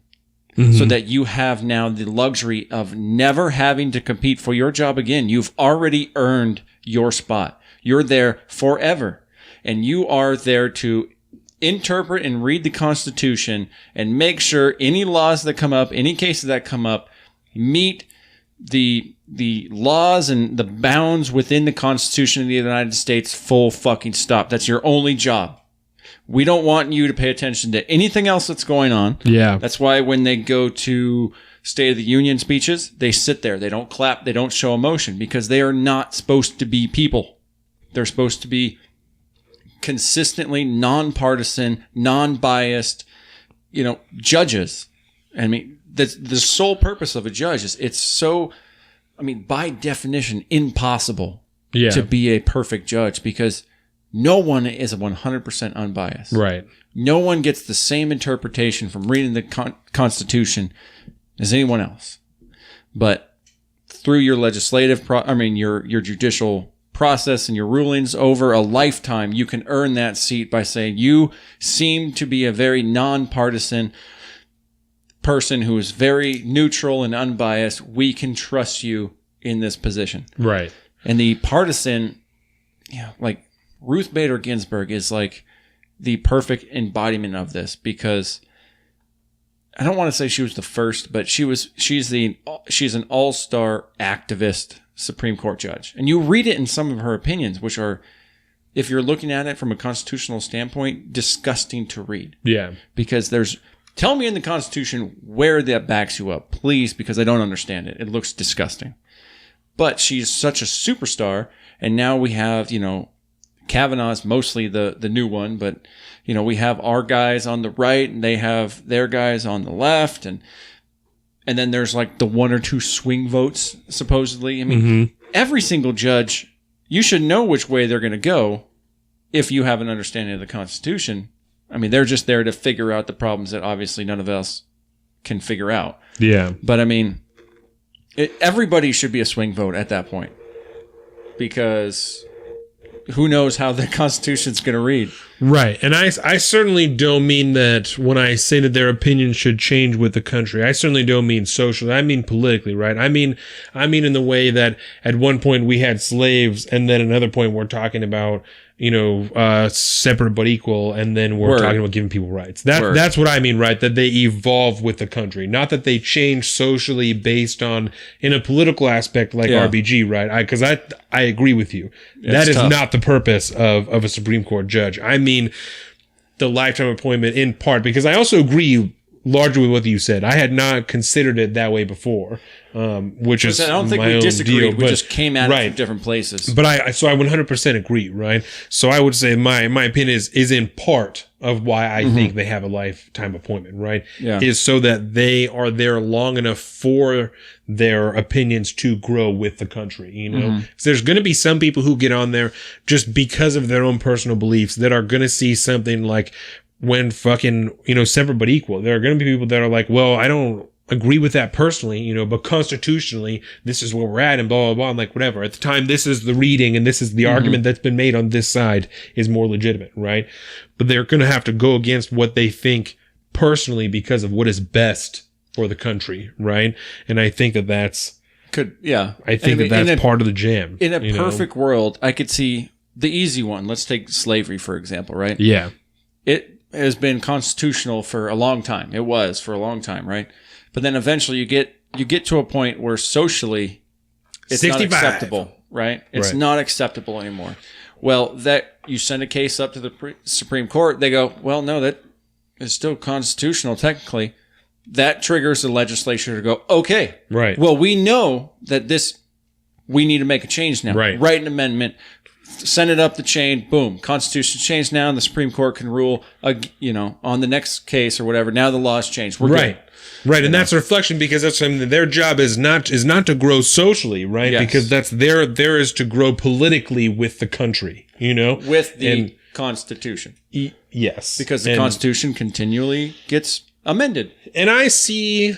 There are obviously different things, but the country and the Constitution are very much deeply interwoven, And so as the country grows, so does the Constitution, And so I do use the terms in this case sort of interchangeably because I feel like I said, as the country is growing, the Constitution will grow, and that's why we've added amendments. That's why things have changed. Yeah. That's why. And understand when I say that, I'm not talking about those, when we talk about Supreme Court judges and stuff, how. Right. Some of them say the Constitution is a living and breathing document. It's open for interpretation. No, it's not. But we as the people, we as the people have the power to change it as if it were a quote unquote living document. Right. We've done it before. We know it's a good thing. We have plenty of great amendments in there that we have. We've refined the Constitution. Yeah. And so that's what I mean when I say stuff like that. Right, because our understanding and our perception of it is going to grow all the time. And that's how you get away from something like slavery, where you get to the Supreme Court and they're like, well, technically, and then you're like, oh shit, like, no, we got to do something about that. That's not right. And we may collectively change how we want to run our society full bore. And that's why, like, the Convention of States is a thing, so that the people can put forth amendments to the Constitution, the people themselves, without the federal government doing it. Yeah. Usually the quickest, fastest way is to have your federal representatives create it and run with it. But you can do it on the state level through the governorships and everything like that. Yeah. It's much harder, but it's possible. But yeah, that's the last kind of thing I remember Cory Booker really talking about. Yes. Because I also listened, I don't know if you heard it, the interview on Pod Save America with him. Mm-hmm. That was a nice, like, hour-long one. Yes. But I'm having a feeling we're going to need to wrap up, aren't we? We're getting close. Let's see. We're at like 11:30, so we got a little bit of time. But that's good because we have some conversation that we can have about because we can announce the Mueller report real quick. We can hit on the Trump veto. Oh yeah, because the Mueller report. Neither of those things are big things. So the Mueller report yesterday, it was, let's see, what today is the 23rd. So it was March 22nd that Robert Mueller turned his report into Attorney General William Barr. So what happens now, right? And this has been a huge point of controversy is William Barr, at least as far as exposure to the public. William Barr looks over the report and decides how much of it is released for public consumption because obviously some of it is going to have classified information. Yeah. Some of it he doesn't feel is appropriate. It's whatever. There's a lot of senators, representatives that have been tried to press him into saying that he will release the report in full. He obviously cannot do that for those reasons I just stated. Yeah. There's actual rules written down about what he can and cannot release. Right. And so I have seen reports, and I'm not binding anything, but that's the things that I've seen pop up on my phone have said that people have come out from the Justice Department and said that no new charges have come out of the Mueller report, which is something I would believe at least up to now because no new charges have been announced as far as the president or anybody, right? It would not make sense for new charges to come out. No. Because Bob Mueller has indicted a vast number of people already. He has the power to do that and make that happen. Why would there be more afterwards? And anything that has to do with, like we saw, there was something else that he handed over to prosecutors earlier. Oh, it was fucking Paul Manafort, right? Yeah. So when he finds things that are not involved in the scope of his investigation, they get handed over to somebody else. So there could very well have been things he found that deserve further investigation, but he wouldn't be the one to do those things. It would be whatever entity in that district that has jurisdiction over whatever. So probably whatever federal prosecutor is in whatever the crimes happen. Well, this is why we have the cases going in the Southern District of New York now. Right. And I'm not these saying are things that he found and then sent off to where they belong to be investigated. And I'm not saying that more of that has happened since this report came out, but I'm saying that it wouldn't come from Mueller or from the Attorney General unless President Trump directly involved himself in the elections with the Russians. There would be nothing that would come out from the Justice Department having to do with charges, having to do with the president or anything like that. Because that is the one thing he would not do. And in that case, not indict a sitting president. Right. So even in that case, he wouldn't indict him, but he would say, we have found, he may say, because he may not even announce it, but the one thing he would do, if anything, would say, we have found evidence of this. And, we are going to give this to the Judiciary Committee in the Senate and to the Judiciary Committee in the House and the oversight committees. And we're going to let them do what they do. The Senate will prosecute. The House will impeach. Everything will be done. And then we will prosecute President Trump. Yeah. And because that's the only way that would happen, right? Because like you said, he's not going to, especially having just been put into the Attorney General seat, he's not going to indict a sitting president. So obviously we'll talk about that as more develops, if anything else develops from it, because it could very well be that Paul Manafort and the Papadopoulos and these other guys are the only thing that comes out. And in all reality, that's probably a good thing because if there's a collusion attempt or something like that, I mean, it's going to be found out in the Southern District of New York. No collusion. Not in the Bob Mueller report. That would probably not be his purview. I mean, it might be if there was direct involvement. Yeah. Because he was looking into Russian interference in the campaign. Period. Right. In the election. And, so it's going to be what it is, man. We have a number of, Russians that are indicted that'll never get arrested that he found helped stir up the pot. Because they won't get extradited. No. Yeah. Come. Yeah, Putin ain't going to do that. Right. But so in the meantime, I've already seen a number of stupid stories come out from like CNN Politics and stuff like that. I'm like, Bob Mueller's investigation over and now the AG has it. What does this mean for Trump?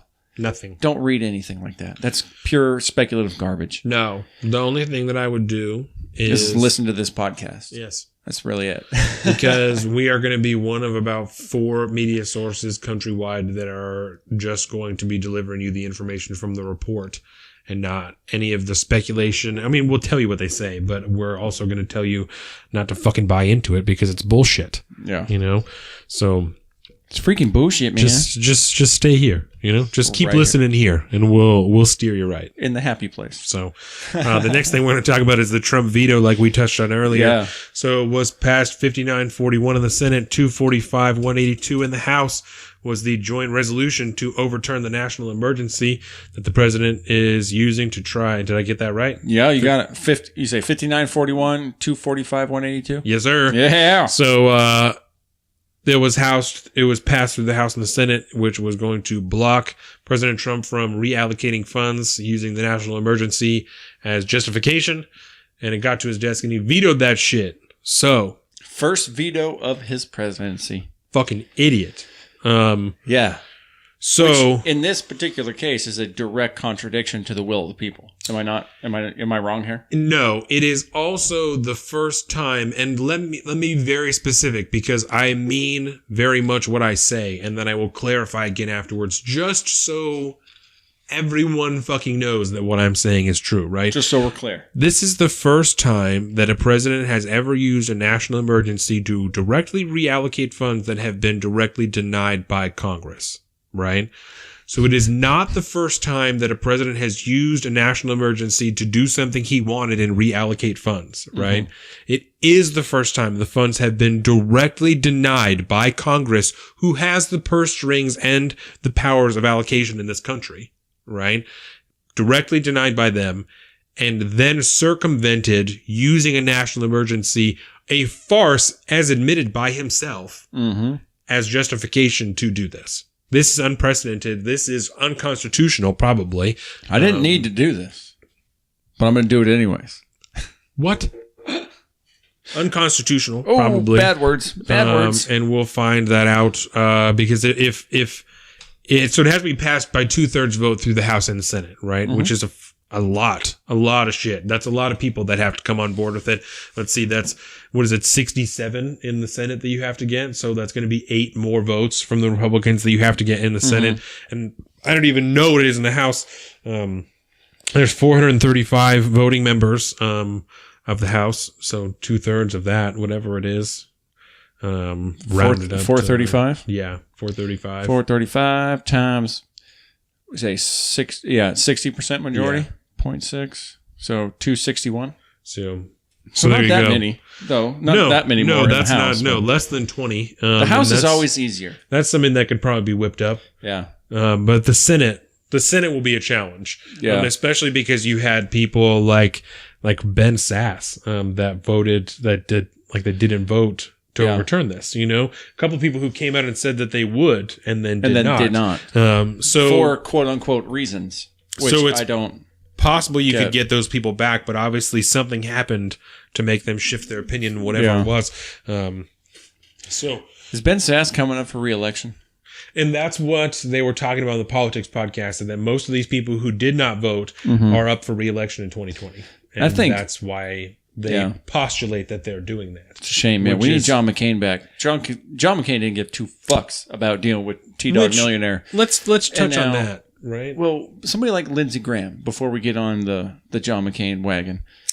John McCain Somebody train? like, what's that? John McCain train. The John McCain train. The McCain train. That's Just great. so everyone in America can hear that. Boom. Dad jokes all over the place. Coined. But Lindsey Graham is a guy I feel has lost his way entirely after John Lindsey McCain Graham. died. Yeah. You know, we had this new Lindsey Graham 2.0. He was fired up, he was animated, but now all of a sudden he's homies with Trump, and I don't get it. I really don't get it. I don't know. Because he used to be adamantly against him. I mean, he ran against him for president, for God's sakes. Right. And there's also people like let's see. I got something here, right? So when President Trump said that shit that we'll talk about in a minute about John McCain, right? Oh. Mitch McConnell came out and gave a statement in favor of John McCain, but doesn't once even mention President Trump or him having said anything about it, right? Yeah. Why are you being such a little bitch? Like, since when? Is it not your job to call out members of your party that are acting like stupid assholes? And is that not exactly what the president is doing, is acting like a stupid asshole? Yeah. Because you now have somebody who, regardless of your stupid, ignorant fucking opinion, draft dodging fucking opinion, right? Oh. Regardless of your opinion, was a war hero, was held captive for years in service of this country. And you're going to say they're not a war hero, and now they're dead, and you're going to talk shit? Really, dog, after you draft dodged, admittedly, supposedly, according to Michael Cohen, right? You draft dodge, and now you're going to talk shit about somebody who served and was served as a prisoner of war for the same war that you dodged? Are you fucking kidding me? Fuck off. Like, why do we accept this from anybody else? Because, and I don't like to continually compare President Trump and President Obama, but if Obama said that shit about President McCain or about John McCain, are you fucking kidding me? That would have not been so good. Are you fucking, they'd be talking about fucking impeaching his ass. You're joking, right? Like, Yeah. I can't imagine the size of the bricks that Mitch McConnell would have shit if Obama would have said something like that. You know, I can't imagine. So it's absurd to me. And not even the politicians, right? But the constituents. Yeah. Like that there are members of this country, citizens of this country, who will accept that type of rhetoric from our president. Be like, that's cool. That's ludicrous. Because he voted thumbs down on a fucking bill that the president wanted, that would have fucked you over anyway, because you don't know the difference between Obamacare and the fucking and the Affordable Care Act. You know what I'm saying? Yeah. Like, really? All right, you stupid fucking asshole. I can't even believe that, man. I don't, regardless of your opinion on John McCain, he's a fucking war hero, man. Yeah. Fucking war hero. Like, shit, dude. I can't do it anymore. I love Jane Fonda, but I hate John McCain. Oh. You're a fucking idiot. Love Stupid. Jane Fonda. I used to pee on Jane Fonda. Did you know that? What? Uh-huh. Do you guys have like a mat in the bottom of the toilet? No, Or on no, the back similar, of the urinal? similar. Yeah, it was a there was a VFW in Rhode Island we used to go to all the time, and in the urinals in the men's room, all the urinals had a picture of Jane Fonda. That's funny. Well, you got That's- to realize. Oh, absolutely. Oh, Yeah. I get it. Over there at the VFW. So lest you not forget, I just finished watching Ken Burns' Vietnam War documentary not that long ago. Yeah. For like the third time. So 100%. They've got footage from when she was in Vietnam, and some of the shit that she said, and I'm like, oh my God, I cannot believe that you really went there and said that. Like, there are military members standing 20 yards from you, and I wish that was all just bullshit propaganda. And you are saying that they're war criminals. Okay. So that's where we're at. Kind of trashy. Yeah, super crazy. So we will keep you guys updated as far as the Trump veto on the national emergency, because if the 2/3 vote is not able to be reached in the Senate and the House, then it just goes to the courts, and it gets battled in the courts whether or not this is unacceptable, which I cannot imagine that it goes any higher. I mean, obviously they'll appeal it, but it's not going to get to the Supreme Court, because they're going to be like, y'all are stupid. He said that he doesn't need to do it. No. Yeah. So I can't imagine. Then we're going to go to the Supreme Court, and then we're going to get a bad ruling, and then we're going to go to the appeals court, and hopefully we'll get a good ruling. Right, I forgot. So the president lined all that out for you in the Rose Garden. So, Oh my! I still we played that a couple episodes ago. I'll link to that. it was so bad. Trump clip. You know what I'm saying? Mm-hmm. So I think that was the same speech when he said he didn't need to do it. yes, That's- one and the same. The Rose Garden, the infamous Rose Garden, Which we told everyone that they should listen to. So if you didn't already, then you're a silly fuck anyway. You silly fuck. silly salmon. So I think that is all that we have. Oh, I want to talk about Trevor Noah real quick. Oh, Okay. I did. Before we do that, Yes. we'll just throw this out there for what it is. Maybe we'll talk about some more of the candidates next week. Finish up with a couple of them. But did you see that Beto O'Rourke's numbers? Opening day of campaigning, beat out Bernie Sanders. I did by $0.2 million. Yeah, something like that. Kick flip, bong rip, Beto's in. Oh, dog. So, Thank you, Ben Shapiro. yep, Beto O'Rourke is out here. He's got a fuckload of money that he raised. I'd like to see where his money came from, right? Because Grassroots. Apparently. It's all from same thing small donors. Yeah, same thing as Bernie. Words. Then I'm not mad at it because But we can get more into that. Yeah, we'll talk about week, that more maybe. next week. We'll have a more organized. Not that this was disorganized, but a more. It'll be less topics probably. But I want to talk about Trevor Noah real quick, Yes. just as like a pop culture on the way to sports, right? So Jay Ainsley was on the Daily Show with Trevor Noah this week, which was like a pretty okay interview, except he's a big lying sack of shit. So And bad. so we talked about Trevor Noah for a minute, right? Mm-hmm. So I don't love Trevor Noah by any means because I thought that Jon Stewart was 1,000 times better because Jon Stewart's fucking great. Yeah, right? he was great. But I have like a really big problem with the weight that specifically people like Ben Shapiro put on like Trevor Noah and Stephen Colbert and Jimmy Kimmel, Mm-hmm. that they're like cornerstones of like American ideology and how people Oh, feel, yeah. and that's not the case. No. Like, and I don't think that, I don't know, I don't mind Trevor Noah because he's a comedian.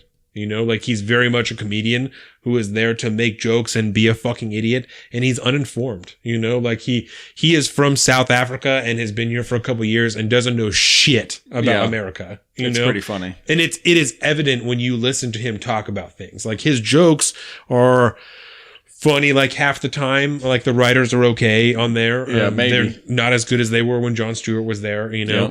Even if they're the same writers, the jokes aren't as good. Yeah.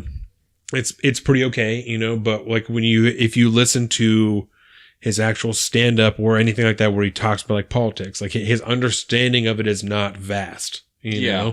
and He so- seems like he's dipping his toe in the water.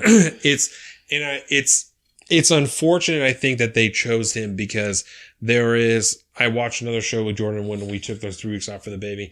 That's called The 2000s, and it's just like a show about the first like 2000 and 2010 and Oh, different that's things cool. that happened. And it was done through CNN, but it was still pretty good. It's like a biography series, And so part of it was about news and like all day news networks and like how that changed in these 10 years, It's like a thing. And so they talked about Crossfire, right? Yeah. Carlson used to be on Crossfire when he was on MSNBC or CNN, whatever that was on. Yep. And so there was one time when Jon Stewart was on there, and Jon Stewart is on there, and he's calling them the fuck out for not progressing the country the way that they should and for being too partisan and like not doing what they're supposed to do. And Tucker Carlson tries to talk shit about Jon Stewart, and he says, I'm sorry, your lead in is, fucking Don Lemon or whatever, which it wasn't at the time, but it's, something more serious. And he says, Yeah. my lead in is puppets prank calling people. So I think there's a little bit of a difference in what I do and what you do, like I'm on a comedy TV show and you're on MSNBC.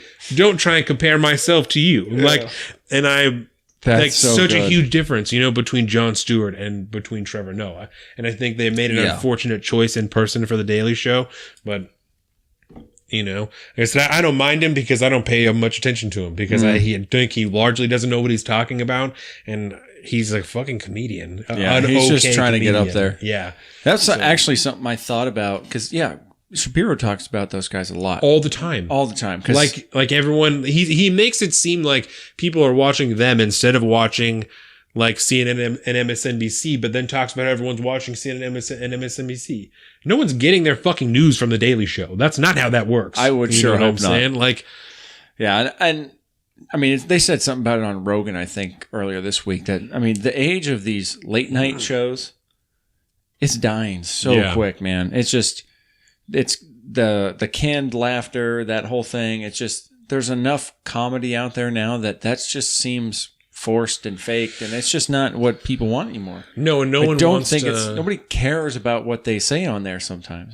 Especially with the guys that are in now. This is definitely the B squad for all those shows. You know what I mean? And it sucks because Stephen Colbert was really good when he did the Colbert Report. Yes. When Stephen Colbert was a Democrat pretending to be a Republican and interviewing people, that was the greatest thing to ever happen to Comedy Central. For Jon Stewart and then to go back to back with the Colbert Report.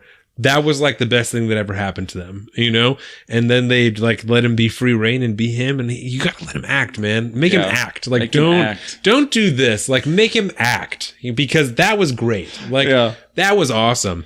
You guys are pretending that like this acted out show is a legit personality commentary show, and it's not. It was fantastic. And then you try to flip it into that. It don't work so well sometimes. And you know? they had an election special, Stephen Colbert and Jon Stewart, when President Obama got elected, right?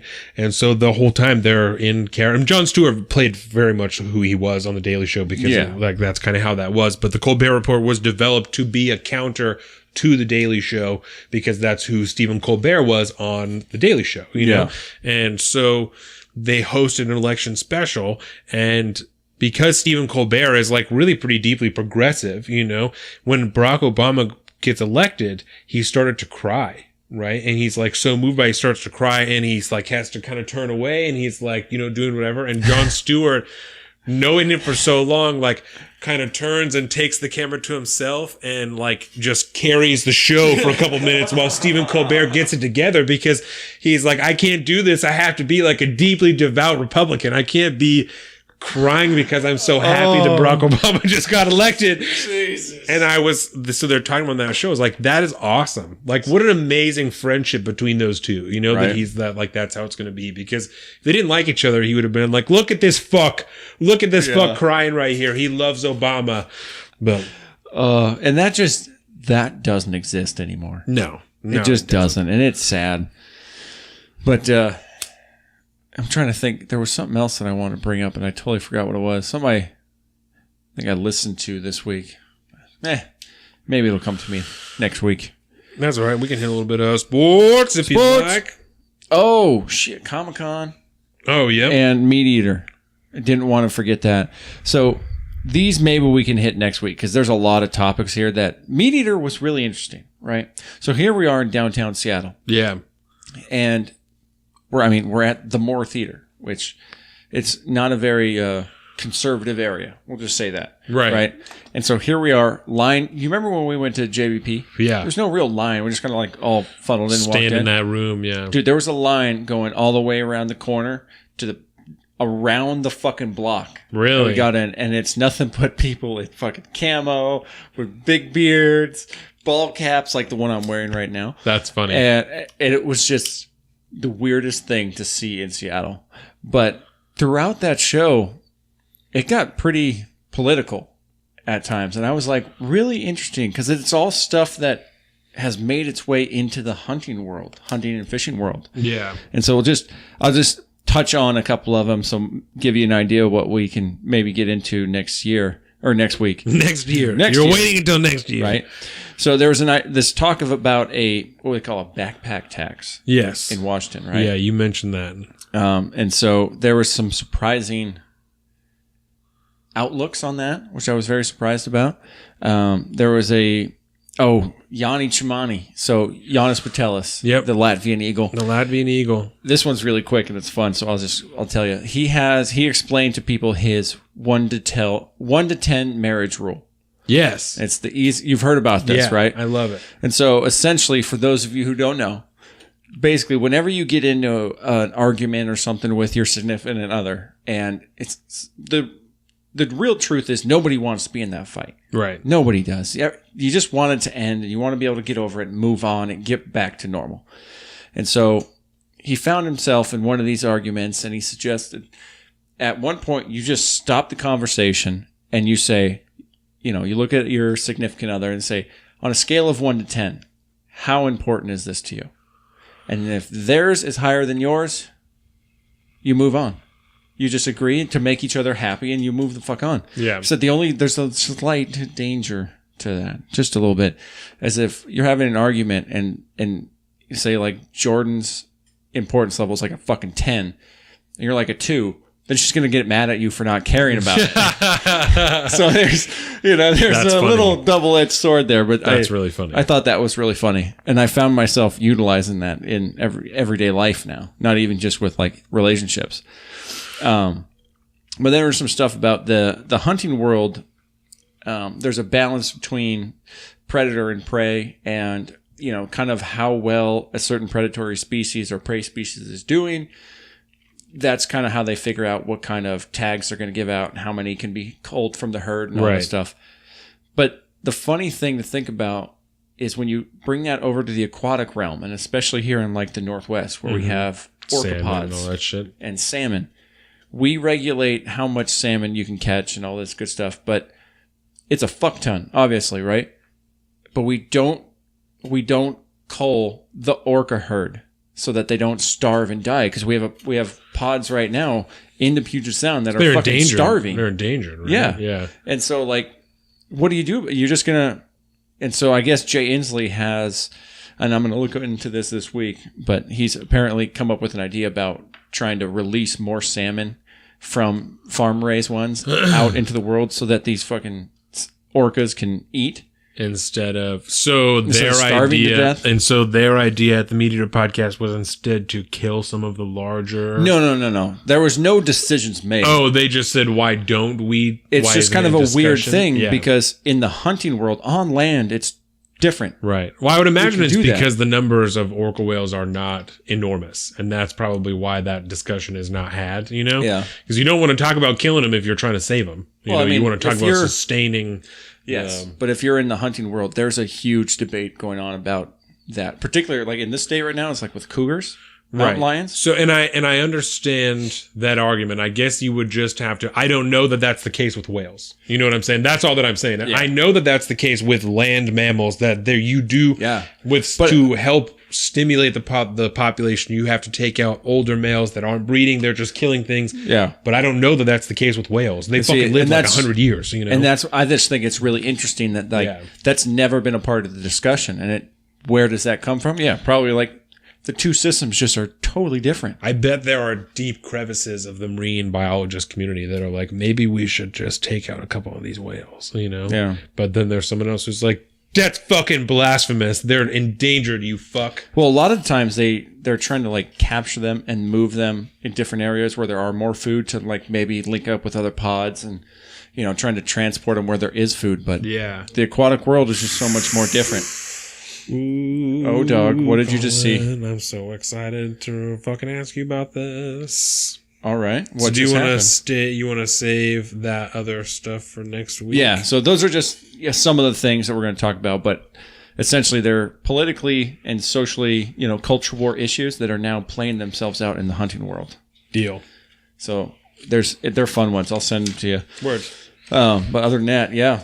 Sports. Oh, Sports. sorry, I didn't mean to cut you off. I was just I going to thought say. that's what you were gonna say. I was just going to finish with that hunting podcast demographic. Yeah. Downtown Seattle. The next day was Comic-Con. Ooh, six I- vastly different crowds you saw. It was so strange. I didn't know what to do about it, but you know, the one thing I did realize, this stuff only ever happens in a city. Yes. Never happens in small town America. It's really interesting to see. Never going to see that in Kingston. No. I mean, maybe. We'll talk about that next week. So yeah, sports. Words. So Oh, NCAA. no, I want okay. to start with this because this is quick. So 2 weeks ago, we talked about Bryce Harper having signed like a $330 million contract Just stupid. with the Phillies, right? Okay, so Mike Trout signed a new contract this week. Do you? Who's Mike Trout? First of all, see, that's the problem. Mike Trout, I believe, is a center fielder for the Angels. Oh, okay. And Yeah. he's like widely regarded as like the best player in baseball. Center field's a legit So- position, though. So do you want to guess No. how big his contract was? It was for 12 years. Do you want to guess how many dollars it was? Tree fitty. 400. No! $430 million fully guaranteed over 12 years. That is a stupid amount of money. Fuck me running. 43 million. It's from the Post. $430 New million. York Post. Yep. I bet you John Podhorns didn't write that. Yep. Did you ever read any of John Podhorns' articles in I the do New York not. Post? This is by Dan Martin. Dan Martin. Damn, that's a lot of money, dude. Yeah. That's ridiculous. 430. Guaranteed for 12 years? Yep. Fully Good guaranteed. Lord. All the way. Make your kids play baseball. 430 divided by 12 years. 35. Good. $36 million a year. What would you do with that kind of money? I don't even know. I don't have any idea what you do with $36 million a year. Okay, so here's the problem I have here. Year 2, you run out of shit to buy. Why are all the fucking socialist, democratic, socialist fucking people going after like corporate executives? They should be going after fucking Mike Trout? baseball. Jesus, that is ridiculous. 430. Gosh. Yeah. All right. Well, good for him. Next week, we'll talk about Elizabeth Warren's wealth tax because I forgot to write that down. So we'll talk about They have so many crazy ideas. We can't Yeah. keep track of all of them. Hers is like 2% if you make over 50 million every year. Yeah. You pay 2% of everything over $50 million. And if you have over $1 billion, you pay 3% every year. And you can go give that money to your mom and your pa. And she said that if you do it over 10 years, you get $2.75 trillion. Still won't pay for Medicare for all, but that's cool. We can't afford Medicare for all we cover now. That's funny. That's why it's supplemental. Okay, so Anyways. March Madness is going on right now, and the Ducks beat Wisconsin last night, and it was balling. So we're going to keep doing that. So do you follow that? Last year I did. This year, no, because I haven't watched any basketball, and I didn't fill out a bracket or anything. Last year I did. Okay. This year, no. I watch Oregon play because I love Oregon, and I'll watch them play anything. But You're just not deep into it this year? no, because they do a pool at work too, like $5, and you That's fill out a right. bracket, and then you win all the money, whoever gets the most right. But I blindly fill it out and then gave them my money and I figured it's like buying a lotto ticket. Maybe. Yeah. I don't know anything about what that's I'm how it talking is for the about. squares at work too. Yeah, it's bullshit. Oh, yeah. So let's talk about paying NCAA athletes, right? Because Yes. I heard like a couple months ago that they're talking about, they're trying to introduce paying NCAA athletes. And I spoke to a couple of different people about it, and some people are super not in favor of it because they're like, that's not what you're there for. You're there for education, and that's why you're going to scholarship, and that's why you're whatever, right? But only like a small fraction of those kids get scholarships. That's Like true. there's only like, I don't know, maybe like 12 full contracts for Yes. like football, and then like 10 half contract or like half scholarships for football. They've right? done like a lot of So- documentaries and stuff on this stuff, right? Yeah, I and might have seen some of them. and it's $1 billion a year industry. Oh, the it's NCAA stupid. sports. Needs to be fucking in there. So the argument of the scholarships only holds so much weight for me because only so many of those kids are getting scholarships. Yeah. You know, only like the real dope ones that Most- maybe have yeah. a chance of playing NFL are getting scholarships. And you even know? the people that are at that level, it's still a fraction of. Because Yes. there are people out there doing dirt, Yep. just trying to get by. So where do you sit with paying NCAA athletes, college athletes? 100% torn. You like how I did that? Okay, so I love that. as it is right now, you got to be paying them motherfuckers. Yeah. Period. As it is, the way it runs and is operate now, and it is so fucking disgustingly dirty, and you're taking advantage of these people and just making stupid money off of it. Mind you, the schools get a little bit of it. But in Yeah. the grand scheme of things, you know, there's a lot of Coaches, I mean, you got coaches that are making multi-million dollars a year. Yes. You know what I'm saying? Football coaches. Nick Saban. You know how much fucking money Nick Saban makes yeah, every but year? like that, the athletics department is one thing. Mm-hmm. But that, you know, where is some of the most money in college football? Texas. Yeah. Right? Texas is huge. It's got like per capita. But those schools themselves are not- 8.3 million is what Nick Saban makes every year, and he's the head coach of Alabama football. He makes $8.5 million a year Mm-hmm. to coach their football program. But you know what? You know who's not going to that school? The greatest fucking scholars on the planet. Yeah. You know, I'm not saying it's a bad school, but Right. like with the amount No, of it's a good money school. coming in, the school overall does not see that like increase in, you know, they should be able to fund that university for fucking free with the amount they make from the NCAA. Yeah. You're paying your fucking coaches that much? Right. Everybody should be able to go to that fucking school for free. It's just, I don't like that aspect of it Yeah. because it's dirty. But if it's going to be a thing, because people love watching college football love and college college basketball, football. college sports in general. Softball. People love it. Everybody love college sports. Right? And so there's an industry behind it, but at the end of the day, it's tough to. It's like you almost can't equate it with the education side of it. You got to break it apart into its own separate entity so that those people can go to school, but in their pastime get paid to do this side gig playing sports.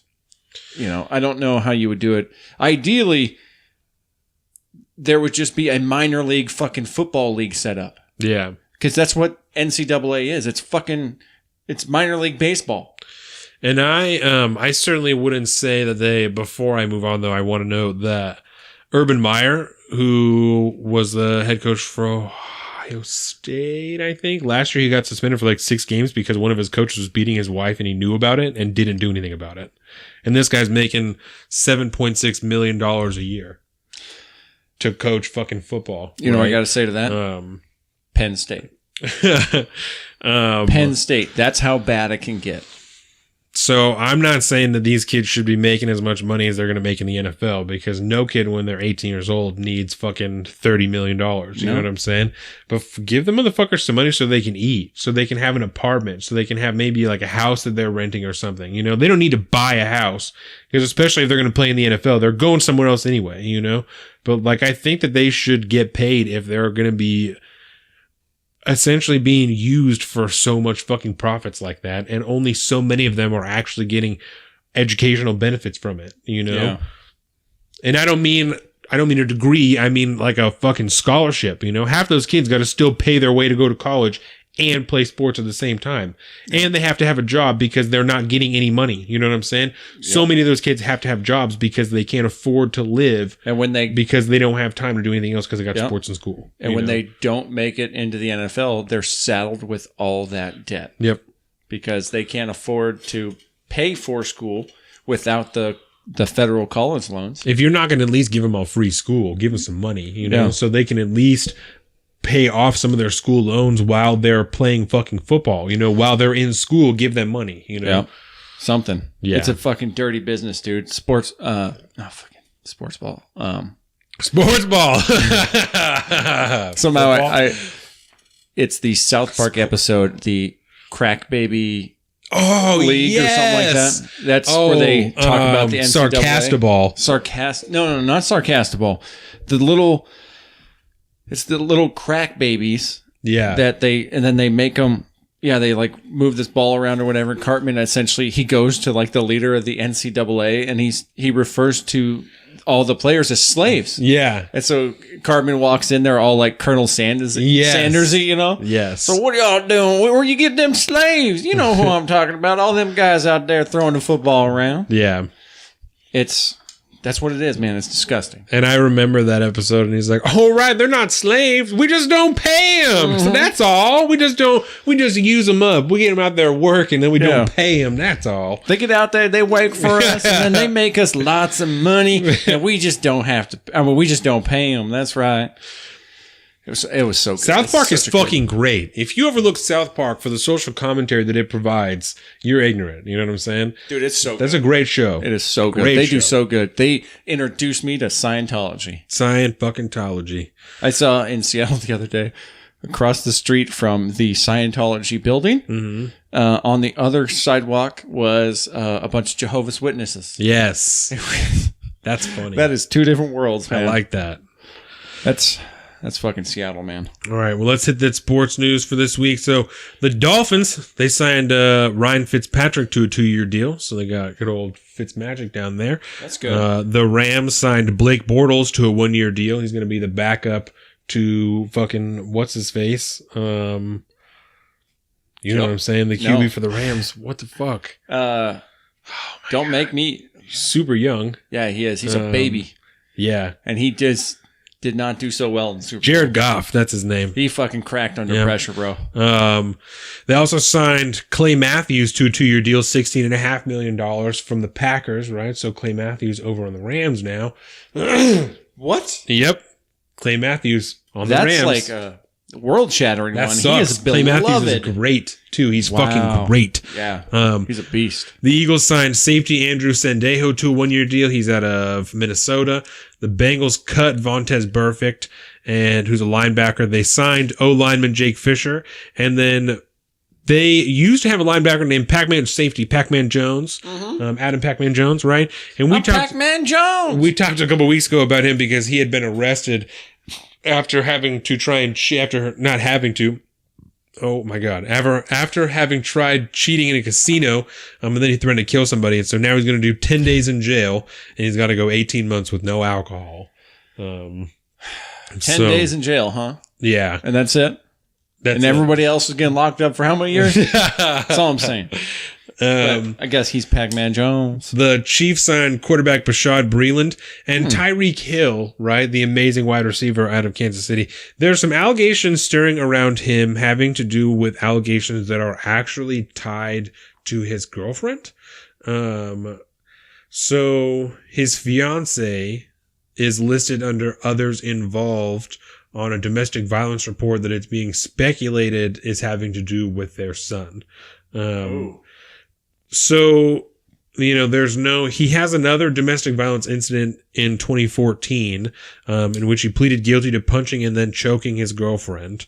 And he was kicked off the Oklahoma State football team and then received a deferred 3-year sentence that was later expunged from his record in 2018. Wow. So we don't know yet exactly what the deal is. We just know that there's something going on But dude's in got a his history. family. But he does have a history of that. And I guess it came out after their kid had a broken arm. And so they're trying to figure out what the deal is with the broken arm. Yeah, it could have been that something happened and he wasn't there. So he absolutely. And I'm even not though trying he to has a speculate history, anything. Yeah. Generally speaking, it's not just after a while, like people that get into those domestic disputes, definitely not all the time or anything like that, but it does happen sometimes where both parties instigate things and they both are that way, not just always just one. So it could be he was gone and some shit went down and she flew off the handle, or you never know. Right. We're speculating. Absolutely. So it's interesting. I'm interested to see what's going to happen because last week Kareem Hunt, he got 8 games after the video. I don't know if you ever watched the video, but Kareem Hunt kicked this girl. He's the running back for the Chiefs. Oh. And he kicked the girl and pushed her down and all this shit. Yeah. He only got 8 games, which I was really surprised that he only got 8. Not because I feel like he should get fucking more than that, but because of just the way that the league is going. I was surprised he only got 8 games. I mean, isn't that illegal? Isn't that assault and battery? Don't most people go to jail for shit like that? So, but in the NFL world, I guess they just have a different scale of justice over there. Yeah. It is a strange place. Yeah, now he's going to play. I mean, theoretically, he'll play backup to Nick Chubb in Cleveland because Cleveland signed him, but I don't know. He's awfully good, so it seems weird that they would sign him to not use him. That's true. But he's still in his rookie deal, so he's not making that much money right now. So it's not like a big hit for them to sign him. It's just a PR thing. Yeah. It doesn't look very good for them to sign him. But so the Steelers signed linebacker Mark Barron to a 2-year deal. The Panthers signed Bruce Irvin, his DN. Yeah. Bruce Irvin, balling. The Cowboys signed Randall Cobb, also out from the Packers. So they signed him to a 1-year deal worth $5 million. What's going on with the Pack? Yeah, well, Randall Cobb has a lot of injury. So I don't know what they're doing in Green Bay. They're making moves. I don't know what the fuck they're doing. Dang. Yep. The Raiders signed Vontaze Burfict, who, he got cut from the Bengals. And so the Raiders signed him to a 1-year deal. The Colts signed outside linebacker Justin Houston to a 2-year deal, $24 million, which sucks really bad because those were one of the people that we were hoping that the Hawks would take a look at. So we need some more pass rushers there. Justin Houston's really good. We might have been able to get him for pretty cheap.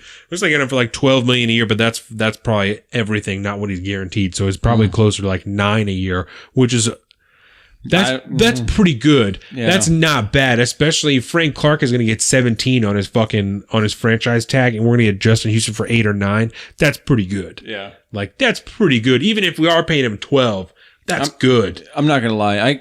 I still to this day I understand that professional sports salaries are just a different math altogether. You got to take the money out of it. It's just numbers. It's so hard to know how that compares to someone else, especially when there's certain people out there that are getting. I know there's baseball, but 430. Right. You know, like that. I'm going. Wait, is he like scraping by? And so a lot of it has to do with stats. And Justin Houston is really good. Like he had a bunch of sacks last year. I don't remember how many it is, but Justin Houston is really good. So he's got mad skills. And so you have to compare it to other players and what they are getting, and then what they're like liable to ask for, and like whatever. So in this case, we've gotten some pretty good deals over, and that would have been a great deal. But we did not get him, obviously. I mean, I don't know if we didn't meet with him or we just weren't willing to pay him whatever we wanted or whatever. The Colts also have a fuckload of money. The Colts had like the number one cap space coming in over $100 million. They had to sign people. So maybe he just looks better over there. Maybe he likes their chances of going to the bowl better. I mean, fucking Andrew Luck is really good. You know? So it's possible. The Ravens re-signed RG3, so RG3 is going to stay in Baltimore. He's going to be the backup to Lamar Jackson now because Joe Flacco is in Denver. And then the Lions signed corner Rashawn Melvin to a $3.5 million deal.